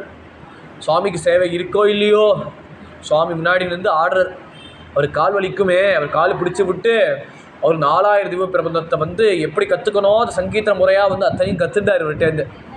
ஆனால் மேலே அஷ்டாட்சர மந்திரத்தை கற்றுக்கணுன்னா திருக்கோஷ்டூர் புதுக்கோட்டை பக்கத்தில் இருக்குது. அந்த திருக்கோஷ்டூர் நம்பிகிட்ட போய் தான் கற்றுக்கணுன்னு. ஆனால் ஸ்ரீரங்கத்துலேருந்தே திருக்கோஷ்டூர் நம்பியை போய் தரிசனம் பண்ண போனார். ஒரு தடவை போனார். இப்போ இல்லைப்பா, சமயம் இல்லைப்பா, நான் எப்போ காலக்கிரமேண வந்து அடுத்த மாதத்துக்கு வா இப்படின்னு தளர்ச்சி அடையாமல் 19 தடவை ஸ்ரீரங்கத்திலே திருக்கோஷ்டூர் போய் தரிசனம் பண்ண போனார். இவர் பார்த்தார், இவரோ விடாபிடியாக இருக்காரே, நான் என்ன லட்சணம் இருந்தால் வந்து இந்த அஷ்டாட்சர மந்திரத்தை பெற்றுக்கொள்ளணும்னு அந்த லட்சணம் அத்தனைய முகத்தில் தெரிஞ்சுது. இவரோ வந்து நமக்கு சுவாமி என்ன பண்ணுறோன்னா ஒரு நாடகத்தை வந்து நடத்துகிறார். அந்த நாடகத்தில் என்ன நடத்துகிறாருன்னா, நான் ஒரு கதாபாத்திரம், நான் என்ன குருன்னு கதாபாத்திரம். இவர் தான் வாஸ்தவமாக உலகத்துக்கே குருவாக போகிறார். ஏன்னா ஆளவந்தார் சொன்னார், தக்க வாரிசு வந்துட்டார் அப்படின்னு மதுராந்தக தரிசனம் பண்ணுறச்சே வந்து பெரிய நம்பிகளோடு சேர்ந்து ஆளவந்தார் தரிசனம் பண்ணார். அவரும் உயிரை விட போகிறச்சே என்ன பண்ணுறதுனால அவரோட பாதுகையை வந்து அவர் சிரஸில் தலையில் கையை வச்சுட்டார். வச்ச வேகத்தில், நீ கவலைப்படாதப்பா, நீதான்பா வாரிசு, எனக்கு வாரிசு நீதான், ஸ்ரீ வைஷ்ணவ சம்பிரதாயத்தின் நீதான் வந்து நிலைநாட்டணும். ஏன்னா ஸ்ரீ வைஷ்ணவர் யார் நிலையாட்டணும்னா முதல்ல ஆளவந்தாரோட சிஷ்ய பெரிய நம்பிகள் தான். அந்த பெரிய நம்பிகள்கிட்ட தான் வந்து சம்ஸ்காரத்தை பெற்றுக்கொண்டார், வைஷ்ணவ சம்ஸ்காரத்தை வந்து பெற்றுக்கொண்டார். நான் வந்து மதுராந்தகத்தில் சொன்னேன். ஏன்னா அப்பேற்பட்ட பெருமையை வாய்ந்த க்ஷேத்திரம் மதுராந்தகம். அந்த வைஷ்ணவ பெரிய நம்பி யாருன்னா ஆளவந்தாரோட ஸ்ரீடர். அவரோட அந்துகரத்தினால தான் ஆளவந்தாரோட சம்பர்க்கம் கிடச்சிது. அவரோ வந்து பரம்பதிச்சிட்டார். ஏன்னா உடையவரோட பொறுப்பு என்ன, வைஷ்ணவ சம்பிரதாயத்தை நிலைநாட்டணும்னு போனார். அந்த வைஷ்ணவ சம்பிரதாயம் நிலையாட்டுறதுக்காக 19 தடவை திருக்கச்சி நம்பிகள் தரிசனம் பண்ணணும்னு போகிறச்சே அவர்கிட்டேருந்து இந்த அஷ்டாட்சர மந்திரம், இந்த நமோ நாராயணான மந்திரம், ஏன்னா மந்திரம் சொல்லக்கூடாது அந்த மந்திரத்தை, அந்த அஷ்டாட்சர மந்திரத்தை வந்து செவியோர் உபதேசம் பண்ண போனார். அதுக்கு உண்டான தர்மங்கள், அது உண்டான ஒரு நியாசங்கள் உண்டு. ஏன்னா ஒரு மந்திரத்தை பெற்றுக்கொள்கிறோம், மாநியாசமாக இருக்கட்டும், ருத்ர மந்திரமாக இருக்கட்டும், ஒரு மந்திரத்தை வாங்கிக்கணும்னா அதுக்கு சூக்ஷ்மம் என்னென்னா அதுக்கு அங்கன்யாசம் கரன்யாசம்னு இருக்குது. ஏன்னா ஒரு அந்த மந்திரம் என்னென்னா மனநாத்ராயத்தே இது மந்திரா, அதுக்கு மந்திரத்தோட டெஃபினேஷன். அந்த மந்திரம் என்னென்னா அந்த மனனம் பண்ணிகிட்டே இருக்கணும். அந்த மனனம் என்னென்னா உள்ளே இருக்கிற அந்தர்யாபி வந்து பிரத்யக்ஷமாக தெரியணும்னா அந்த நாமத்தை வந்து நம்ம உள்ளே போடுறோம். அந்த நாமத்தை எப்போ உள்ளே போடுறோம்னா அதுக்கு உண்டான அவயங்களான அங்கன்யாசம் கரன்யாசம். அங்கன்யாசம்னா சரீரத்துக்கு உள்ளே வந்து சுவாமியை வந்து சமர்ப்பணம் பண்ணுறது. அதான் வேதமே சொல்கிறது, அங்காஹ ஞன்யா தேவதாஹ அப்படின்னு வேதம் சொல்கிறது. அந்த அங்கத்துக்கு முழுக்க சுவாமி இருக்கார். அந்த அங்கத்து முழுக்க சுவாமி வந்து பிரதிஷ்டை பண்ணணும்னா ஒரு கோவிலில் வந்து என்ன கும்பாபிஷேகம் பண்ணணும், அந்த கலசத்துக்கு எப்போ அபிஷேகம் பண்ணணும்னா அதுக்கு கூர்ச்ச தேவைப்படுறது. அந்த தர்பத்துக்கு மூலியமாக என்ன பண்ணணும், யஜ்யம் பண்ணுறா. அந்த யஜ்யத்து உண்டான தர்பத்தை அந்த தர்பை என்ன பண்ணுறாருன்னா அதை வந்து வேத மந்திரத்தினால சொல்லி அந்த கலசத்து மேலே வந்து வைக்கிறா. அந்த கலசத்தினால எது வைக்கிறாருன்னா வேதத்தில் சொல்லப்பட்ட கூர்ச்ச இலை இருக்குல்ல, அந்த கூர்ச்சம், அந்த கூர்ச்சத்தோட மந்திரங்கள் வந்து அது சாநித்தியப்படுத்துறது. அந்த சாநித்தியம் பண்ண உடனே என்னாகும், அந்த சாநித்தியம் பண்ண அது வந்து என்னென்னா ஜலத்தினாலே புரோக்ஷனம் பண்ணுறோம். அந்த ஜலம் என்ன பண்ணுன்னா சுத்தப்படுத்தும். அந்த ஜலத்தினால சுத்தப்படுத்தி அபிஷேகம் பண்ணினா அப்போ சுவாமி வந்து சோபிக்கிறார். அப்போ சுவாமி வந்து அந்த கோபுரத்தில் இருக்கார். அப்புறம் சுவாமியோட சாநித்தியத்தை வந்து நம்ம ஈவோக்கு பண்ணுறது தான் கும்பாபிஷேகம்னு நடத்துகிறோம். அதே தான் மந்திரமும். இந்த சரீரமே கோவில் தான். இந்த கோவிலில் வந்து சுவாமியை வந்து உள்ளே சேர்க்கணும்னா அதுக்கு வேத மந்திரம், அந்த மந்திரம் ஒன்று பிளேஸ் அ மேஜர் ரோல். அந்த மந்திரத்தை வந்து சோபம் பண்ணணும்னா மனசளவுக்கு சுத்தமாக இருக்கணும். அதுக்கு உண்டான அதிகாரத்துவத்தை வந்து உடையவர் பெற்றுக்கொண்டுட்டார். ஆனால் இவருக்கு அங்கன்யாச கரன்யாசம் பண்ணுறச்சே அதுக்கு உண்டான தியான ஸ்லோகத்தை வந்து இவர் கற்றுக்கணும். அந்த தியான ஸ்லோகத்தை சொல்லி தான் வந்து சுவாமி எப்படி தியானம் பண்ணணும்.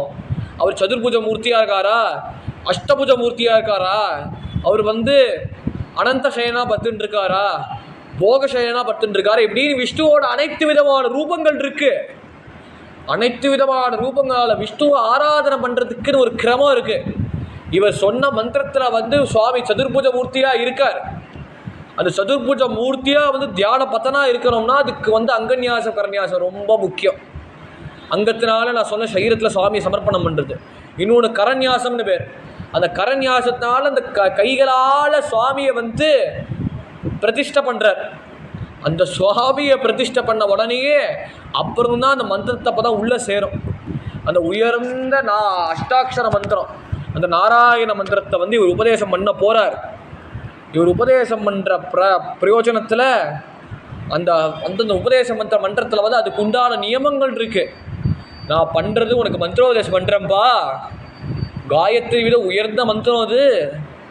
காயத்ரிக்கு சமமான மந்திரமான நாராயண மந்திரம். அந்த மந்திரத்தை ஜபிக்கணும். அந்த மந்திரத்தை வந்து சுற்றி இருக்கிற வட்டாரத்தை போய் சொல்லக்கூடாது.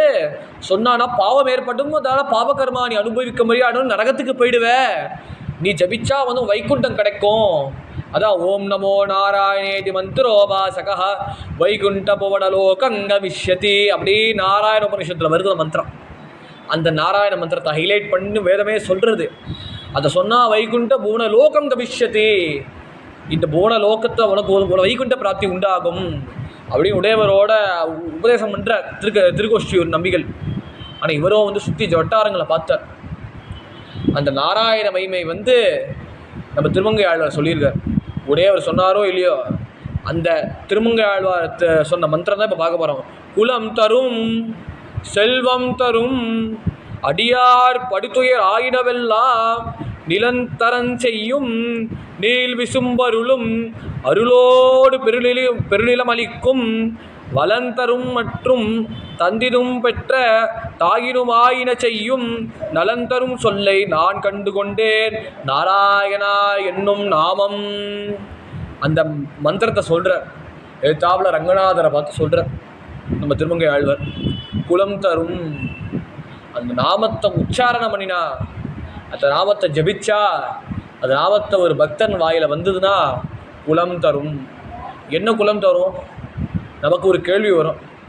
குலம் தரும்னு சொல்லிட்டாரே, அதனால் இவன் கன்வெர்ட் ஆகிடுவானா அப்படின்னு கேட்டால் கன்வர்ஷன்லாம் ஒன்றும் நடக்காது. என்ன கன்வர்ஷன் நடக்கும்னா, நான் ஸ்ரீ வைஷ்ணவன், நான் வந்து ஏதோ இத்தர குலத்தில் பிறந்திருக்கேன் அப்படின்னு வந்து தன்னையே நிந்திக்க மாட்டான். ஆஹா நமக்கு சுவாமி வந்து நாமத்தை கொடுத்துருக்காரே அப்படின்னு அந்த ஆக்கம், அந்த ஊக்கம் இருக்கும், அந்த பக்தி இருக்கும். அந்த பக்தினாலேயே சுவாமி அடைய முடியும். அதான் அருணகிரியா சொல்கிற, பக்தியால் யான் முனை பரகால பக்தியே திழ்புகழ் பாடி உத்தமாவாதனை தெரிவாரு உத்தியே சேர்வதற்கு அழுவாயே அப்படின்னு திருப்புகழை சொல்கிறார்.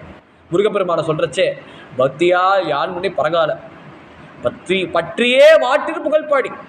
அந்த பக்தி என்னன்னா பற்றியே மாத்திரு பாடி. அந்த திருப்புகழ் பாடுறதுக்கு தான்ப்பா அந்த பக்தியை நீ கொடுத்துருக்க. அந்த பக்தி ரொம்ப ஃபண்டமெண்டல் எலமெண்ட். ஏன்னா முத்தன் ஆமாரனை தெரிவாரும், அதனால முக்தியே சேர்வதற்கு அருள்வாயே. எனக்கு என்ன ஒரு பெரிய அனுகிரகம் பண்ணுறேன்னா முக்தியே சேர்வதற்கு. அந்த முக்தியை நீ அருள் பண்ணுறியே, அந்த அருள் நீ பண்ணுறதா என்ன பண்ணுற? வித்தகா ஞான சக்தி நிபாதா வெற்றிவேல் ஆயுத பெருமாளே அப்படின்னு முருகப்பெருமானை ஸ்துதி பண்ணுறார். வித்தகா ஞான சக்தி நிபாதா, நீ தான் வித்தகன். எப்படின்னா ஞான சக்தி நிபாத்தா, நான் ஞானத்தை என்ன பண்ணுற? சக்தி நிபாத்தா. அந்த சக்தினா வேலை செய்கிறவனே வேலை செய்ய முடியாத நிலைமை நீ உண்டாக்குற. அப்படிதான் துக்காராம் மகாராஜுக்கும் அவர் பண்ணியிருக்கார். துக்காராம் மகாராஜ் வந்து வேலை வந்து போண்டியாகிடுத்து, வேலை நஷ்டமாகிடுத்து, அவர் வந்து பொறுப்பில்லாதவன் வந்து அது சரித்திரம் பார்த்தா நம்ம சொல்கிற மாதிரி சொல்லுவோம். ஆனால் வாஸ்தவமாக விட்டலோட சங்கல்பம். அந்த பாண்டரங்கர் என்ன பண்ணார்னா அவரை வந்து உணரும்படியாக பண்ணார். ஏன்னா அவர் பூர்வ ஜென்மத்தில் நாமதேவ மகாராஜா அவதாரம் பண்ணினார். அவர் வந்து சுவாமிகிட்ட என்ன சங்கல்பம் பண்ணினார், 100 கோடி அபங்கம் நான் வந்து பாட போகிறேன் அப்படின்னு இவர் சங்கல்பம் பண்ணினார். பண்ணின உடனே சுவாமி வந்து இவர் இருந்த காலத்தில் நிறைய அடியார்கள் காலக தெரிஞ்சிட்டார். இவருக்கு 80 வயசாயிடுத்து நாமதேவ மகாராஜ். அதனால 96 கோடிகளோட வந்து பூர்த்தி பண்ணிட்டு சுவாமியோடு சேர்ந்துட்டார். ஆனால் மிச்சம் 4 கோடி அபங்களை பூர்த்தி பண்ணணும்னா இவரே துக்காராம் மகாராஜா வந்தார். இவர் வந்து பக்தி பண்ணினார், சைடில் வியாபாரம் பண்ணினார். அந்த வியாபாரம் ஜீரோ ஆக்கணும்னா சுவாமி என்ன பண்ணார், ஃபுல்லாக சுவாமி பக்கத்தில் திரும்பணும்னா அவருக்கு வந்து வேலையை விடுற மாதிரி ஒரு பஞ்சத்தை உண்டாகினார். அந்த பஞ்சத்தினால என்ன ஆகிட்டுனா மனசு சுவாமி பக்கத்திலேயே சேர்ந்தது. அதுதான் மனசு சேர்ந்த உடனே அவர் மனசு என்னன்னா சுந்தரத்தை தியான உபே விட்டே வரி கரகட்டாவரி டேவுனியா துளசி ஹாரகலா கசே பிதாம்பர அவளே நிரந்தர ஹேஜி தியான மகர குண்டலே தளபதிஷமணி கண்டி கௌஸ்துபமணி விராஜித துகாமனே மாஜே ஹேசி சர்வசுக்க பாயில ஸ்ரீமுக ஆவணியில அப்படின்னு அந்த அபங்கம் சொல்கிறார். அவர் ரூபம் எப்படி இருக்குன்னா, அவர் ரூபம் முதல்ல பாடின அபங்கம் அது சுந்தரத்தை தியான உபே விட்டே வரி. அவரோட ரூபத்தை பார்த்தா இன்னும் தியானம் பண்ணிகிட்டே இருக்கலாம் போல இருக்கு. கர கட்டாவரி டே உனியா அவர் வந்து நம்ம கையில் கிடச்சிருக்கார்.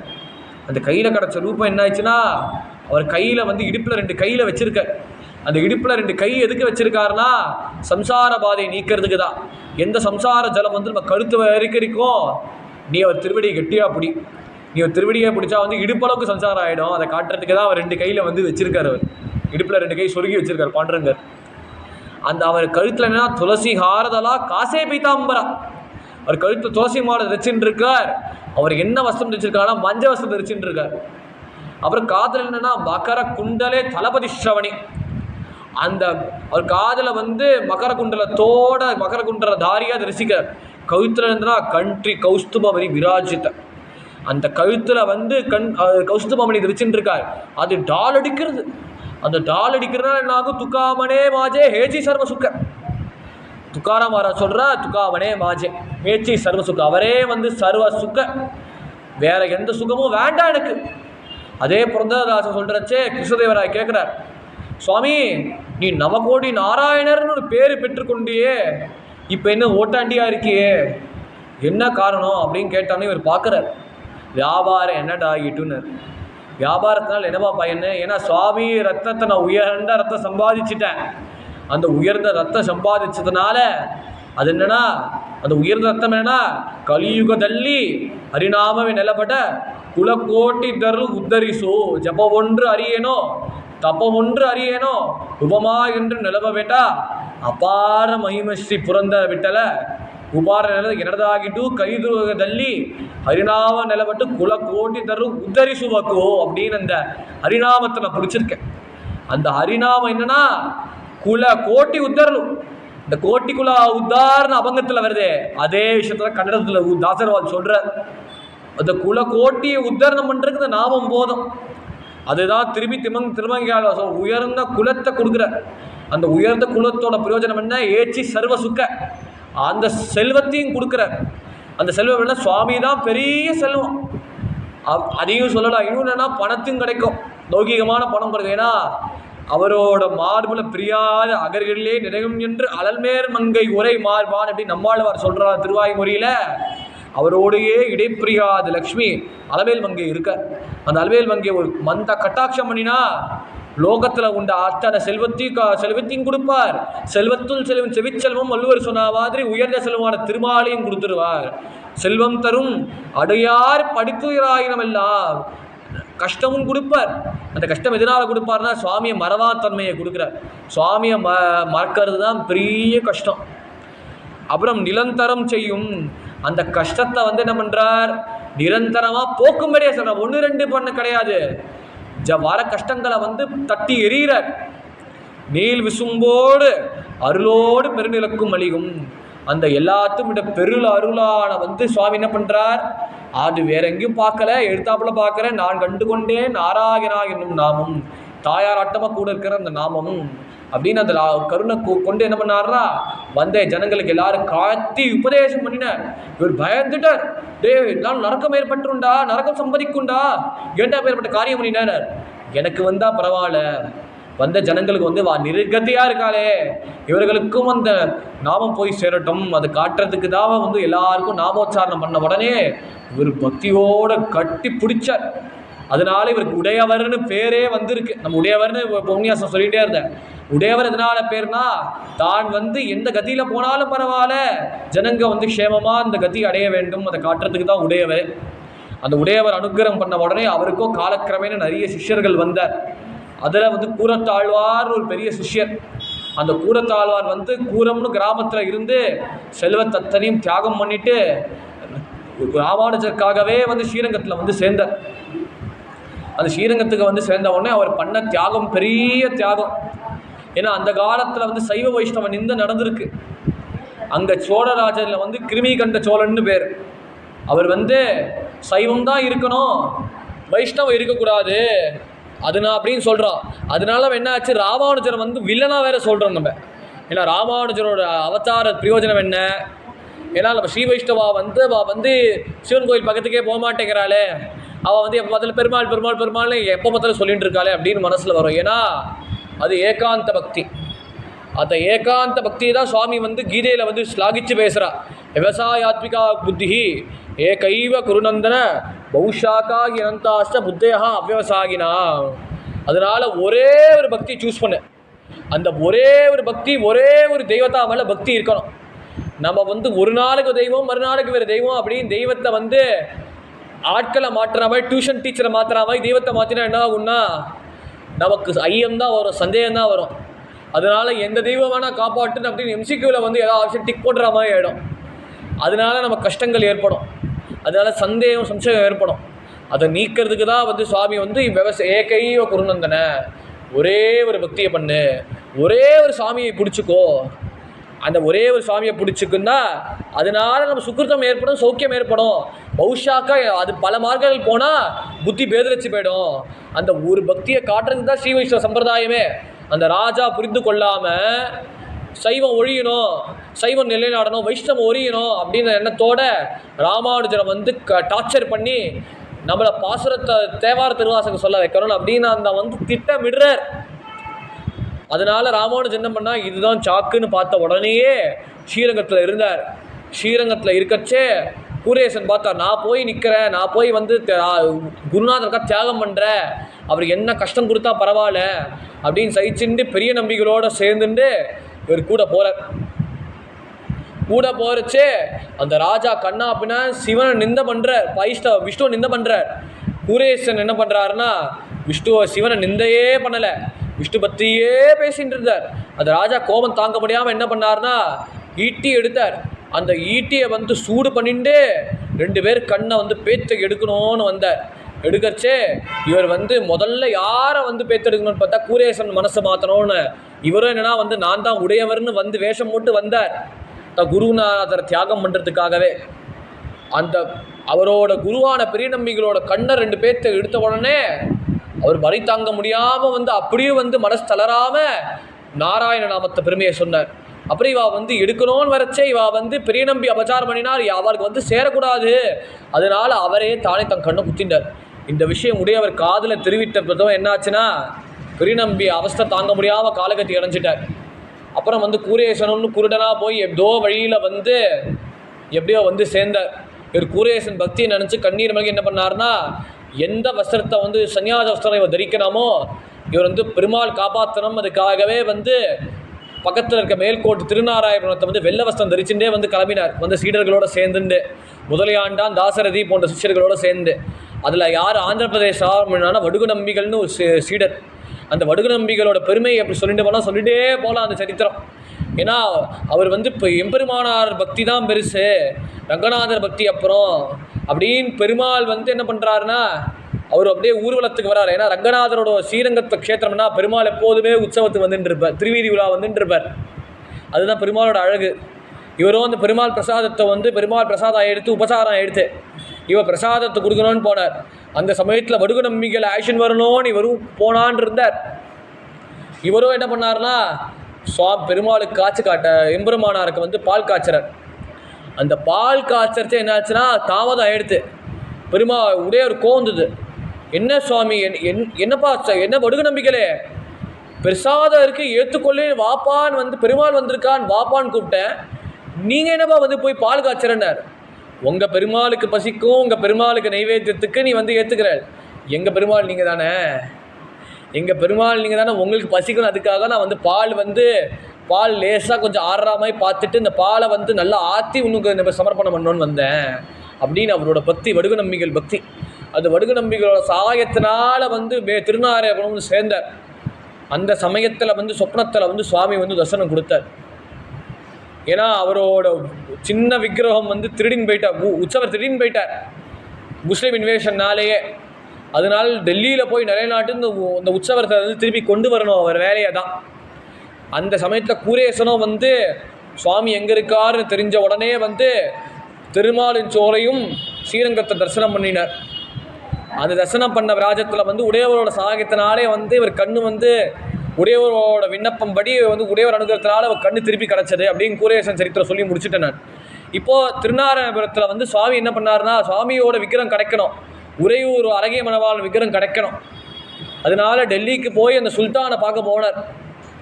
அந்த சுல்தான் பார்க்க போகிறச்சு அந்த சுல்தான் என்ன பண்ணார்னா அந்த சுல்தான் வந்து எல்லா விக்கிரத்தையும் வந்து திருடி வச்சிருக்காரு. ஏன்னா உயர்ந்த சொர்ணம் கிடச்சிருக்கேனால வந்து இவர் கேட்கறச்சே எனக்கு வந்து ஒரு பெரிய சொர்ணம் வேணும்னார். இவர் கேட்டார் அந்த சொர்ணம் என்னப்பான்னு கேட்கச்சே சுவாமியோட திருவிக்கிரம் வேணும் அப்படின்னு கேட்ட உடனே இவர் என்ன சொன்னார்னா திருவிக்கிரமா அப்படின்னு இருக்கச்சே லட்சக்கணக்கான விக்கிரமும் பார்த்தார்.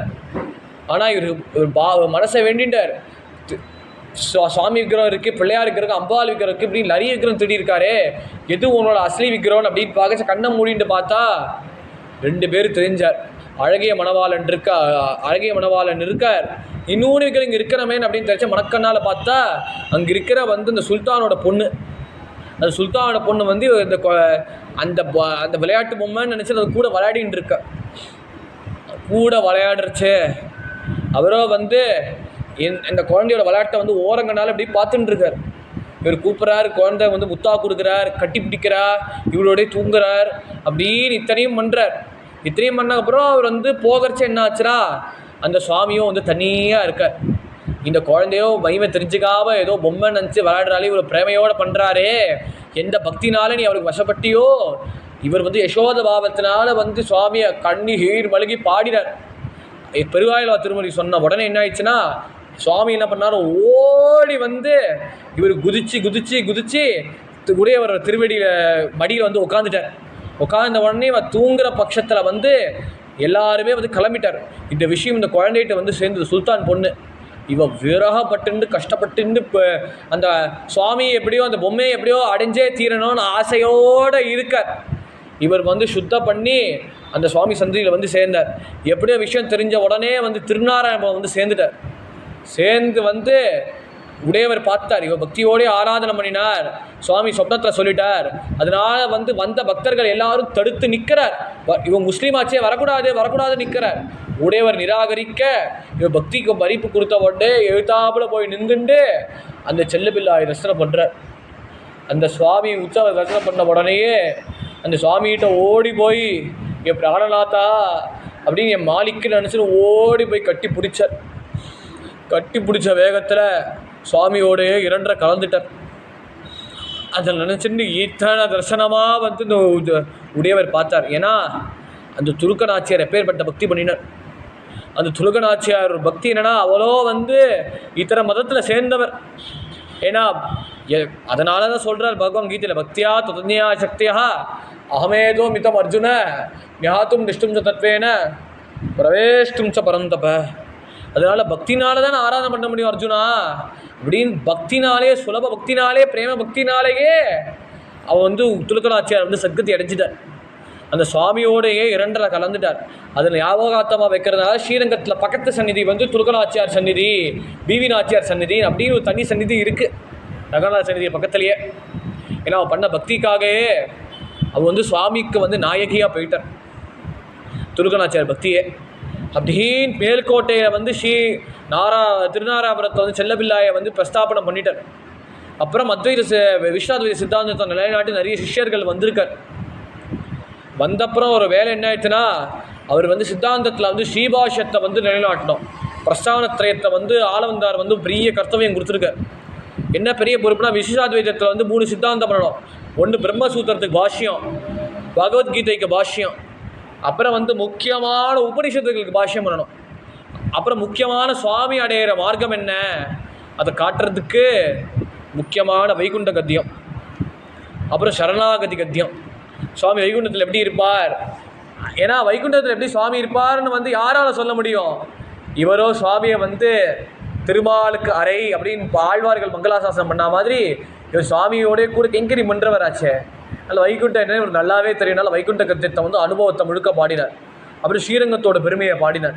இப்படி வைகுண்ட கத்தியம், சரணாகதி கத்தியம், ஸ்ரீரங்க கத்தியத்தை நமக்கு கொடுத்துருக்கார். அப்புறம் முக்கியமான ஸ்ரீபாஷ்யத்தை வந்து காஷ்மீர்லேருந்து பெற்றுக்கொண்டார். அது காஷ்மீர்லேருந்து பெற்றுக்கொண்டோன்னு அவர் கடைசியில் மறந்து போயிடுச்சு. மறந்து போனதுக்கப்புறம் சரஸ்வதி அனுகிரகத்தினால கூரேஷன் பெற்றுக்கொண்டார். அந்த கூரேஷன் என்ன பண்ணாலும் கூரேஷனோட வச்சனத்தை கேட்டு இவர் ஸ்ரீபாஷ்யத்துக்கு உரை எழுதினார் அப்படின்னு ஸ்ரீபாஷ்யம் கொடுத்துருக்க லோகத்துக்கே. அப்புறம் கீதா பாஷ்யம், ராமானுஜ கீதா பாஷ்யம் தனியாக கிடச்சிருக்கு. இப்படி நிறைய வந்து ராமானுஜர் வந்து சித்தாந்தத்து பிரமாணமாக நிறைய கொடுத்துருக்கார். நிறைய விஷயம் அவர் கொடுத்த பிரயோஜனம் என்ன ஆயிடுச்சுன்னா, அப்புறம் திருப்பதி முக்கியமாக அவர் கொடுத்துருக்கார். அந்த திருப்பதியில் சுவாமி வந்து இவர் வந்து முட்டிக்கு முட்டியாக வந்து தான் கால் படாமல் இருக்கணும்னு அப்படின்னு படி ஏறினார். ஏன்னா படியாய் கிடந்தும் பவளவாய் காம்பேனோ அப்படி குலசேகரா மங்களாசனம் பண்ணார். அப்புறம் அதே குலசேகரா சொல்கிறச்சே எம்பெருவான் பொன்மேலி ஏதேனும் ஆவேனோன்றார். அந்த மலையில் இருக்கிற எல்லாருமே யாருன்னா ஏதேனும் ஆவேணும்னா எல்லாருமே விஷ்ணு பார்ஷதர்கள், நித்திய சூரிகள். அங்கே இருக்கிற ஒரு பன்றியோ, அங்கே இருக்கிற ஒரு சாமானிய மானோ, அங்கே இருக்கிற எல்லா மக்களும் யாருன்னா அங்கே பூவோ இன்னும் அங்கே இருக்கிற மீன்களோ என்னன்னா வந்து சுவாமிக்கு வந்து கைங்கரியம் பண்ணுற பரனா எல்லாரும் சுவாமி பக்தர்கள். அந்த பாவத்தோடைய வந்து இந்த மலையில் வந்து இவர் அப்படியே போயின்ட்டுருக்கார். ஏன்னா அந்த மலை யாருன்னா ஆதிசேஷனோட மலையாச்சு, ஆதிசேஷனோட பாதுகை பெற்ற மலையாச்சே, அவர் மேலே கால் படக்கூடாதே அப்படின்னு நினைக்கச்சு ஒரு வயசான ஒரு பூர்வாசிரம மாமா, அந்த திருமலை நம்பின்னு பேர், அவர் பார்க்குறார். இவர் வந்து கால் படாமல் போகணும்னு முட்டியாலேயே படி ஏறின்னு இருக்காரு, அங்க பிரதட்சணம் பண்ணுறாரு. அதாவது தாங்கலை, ஒரே ரத்தம் பீரிட்டு வருதே. அவர் பார்த்து சொல்கிறார், சுவாமி நீயே சுவாமி வந்து முட்டி போட்டு நடக்கிறேன்னார். என்னோட திருவடி படக்கூடாதுன்னு. என்ன பேசுகிற சுவாமி, உன் திருவடி பட்டா இன்னும் பாவனம் ஆயிடுமே, அதனால ஒரு திருவடியாலே நடந்துக்கோ, முட்டி பற்றி சமப்படாதீங்கோ அப்படின்னு சொன்ன உடனே பெரியவர் சொல்கிறார், மரியாதை விண்ணப்பிச்ச உடனேயே இவரோட திருவடினாலே நம்ம எவ்வளோ பேர் ஜனங்க வந்து அந்த மலை மேலே ஏறி சுவாமி தரிசனம் பண்ணுறார். அப்போ திருமலையப்பனுக்கு நிறைய உபச்சாரம் வந்து இவரே பண்ணினார். அவர் சுவாமி வந்து தரிசனம் பண்ணுறச்சே சங்கு சக்கரமே இல்லையே, வெறும் கையில்லாத வெறும் ஒரு அபயாஸ்தமோ வரதாஸ்தமோ தான் சுவாமி இருக்கார். அதனால என்ன பண்ணாருன்னா சுவாமிகிட்ட கேட்டார், உபச்சாரம் எத்தனையும் போயிடுச்சே சுவாமி, அதனால் என்ன பண்ணுறது தெரியாமல் என்ன பண்ணோன்னா சுவாமியோட விண்ணப்பம் படி தனியாக சங்க தீர்த்தம் சக்கர தீர்த்தத்தில் ஒரு தீர்த்தத்தை வந்து என்னோட சங்கம் சக்கரம் கிடைக்கும் திவ்ய ஆயுதத்தினாலே சுவாமிகிட்ட சமர்ப்பணம் பண்ணினார். சமர்ப்பணம் பண்ணி வைஷ்ணவ கோவிலாக வந்து திருமலையப்பனான் நிலையாட்டினார். அதனால் குரு யாருன்னா உடையவர் தான், ராமானுஜர் தான் குருவே. அங்கே அத்தனை பொறுப்பு யார்கிட்ட கொடுத்தான்னு அறந்தாழ்வான்கிட்ட கொடுத்துட்டா, அதோட பரம சிஷ்யான அமந்தாழ்வான்கிட்ட கொடுத்து அங்கே நந்தவன கைங்கிரம் நியமிச்சுட்டு அவர் அத்தனையும் பொறுப்பையும் கொடுத்துட்டார். இத்தனை சிஷ்யர்களுக்கு எதுக்கு கொடுத்துருக்காருன்னா வைஷ்ணவ பக்தியை நிலைநாட்டணும். அப்புறம் தனுர்தாசரோட பக்தி என்னன்னா, தனுர்தாசர் வந்து முதல்ல மனைவி மேலே ஆசைப்பட்டு இருந்தார். அந்த மனைவி மேலே ஆசைப்பட்ட தனுர்தாசர் என்ன பண்ணாரு, பகவத் பக்தனா நிலைநாட்டுறதுனால கடைசியில் ரங்கநாதரை காட்டினார். அந்த ரங்கநாதரை காட்டின உடனே அந்த ரங்கநாதர் எப்படி இருக்காருன்னா, அரங்கா உன்னை பாரு அப்படின்னு கேட்ட உடனே அந்த ரங்கநாதர் தரிசனத்தை கொடுத்தார். அதை கேட்ட உடனே எந்த மனைவி மேலே இவ்வளோ பக்தியோடு இருந்திருக்காரோ அந்த மனைவி மேலே இருக்கிற பக்தி முழுக்க வந்து ரங்கநாதர் மேலே போயிடுச்சு. அதனால் அவனையும் பரம பக்தன் ஆக்கினார். இப்படி இத்தனை கைங்கரியம் பண்ணதுக்கப்புறம் என்ன ஆயிடுச்சுன்னா 120 வருஷம் உலகத்தில் வாழ்ந்து வைஷ்ணவ தர்மம்னா என்ன, பிரபந்தத்தோட மகிமை என்ன அப்படின்னு சுவாமி எப்படி ஆராதனை பண்ணணும்னு அப்படி மார்கதர்சியாக எத்தனையும் இருந்த உடனே கடைசி என்ன ஆயிடுச்சுன்னா இவர் ஸ்ரீரங்கத்திலே வாசம் பண்ணினார். ஸ்ரீரங்கத்திலே வாசம் பண்ண உடனே கண்ணை மூடிண்டு இனிமேல் காலம் ஆயிடுத்துப்பா, அப்படி கண்ணை மூடிண்டே சுவாமியை வந்து தியானம் பண்ண உடனேயே அப்படியே தான் சரீரத்தை முழுக்க அப்படியே தியாகம் பண்ணிட்டு பெருமாளோட இரண்டரை கலந்துட்டார் அப்படின்னு உடையவ சரித்திரத்தை வந்து இப்படி சுவாமியோட இரண்டரை கலத்த இந்த சைத்த கேட்ட பிரயோஜனம் என்ன? எல்லாருக்கும் பக்தி உண்டாகட்டும், மேலே மேலே சத்சங்கம் உண்டாகும் பிரார்த்தனை பண்ணி இந்த சரித்திரத்தை பெருமாளோட திருவடியும் உடையவ திருவடியை சமர்ப்பணி சத்சங்கத்தை பூர்த்தி பண்ணுறேன். ஆழ்வார் எம்பெருமானாஜிய திருவடிகளே சரணம், எம்பெருமானார் திருவடிகளே சரணம், அடியேன் சரணம். சத்குரு சுவாமினஹா ஜெய், ஆஞ்சநேய சுவாமினஹா.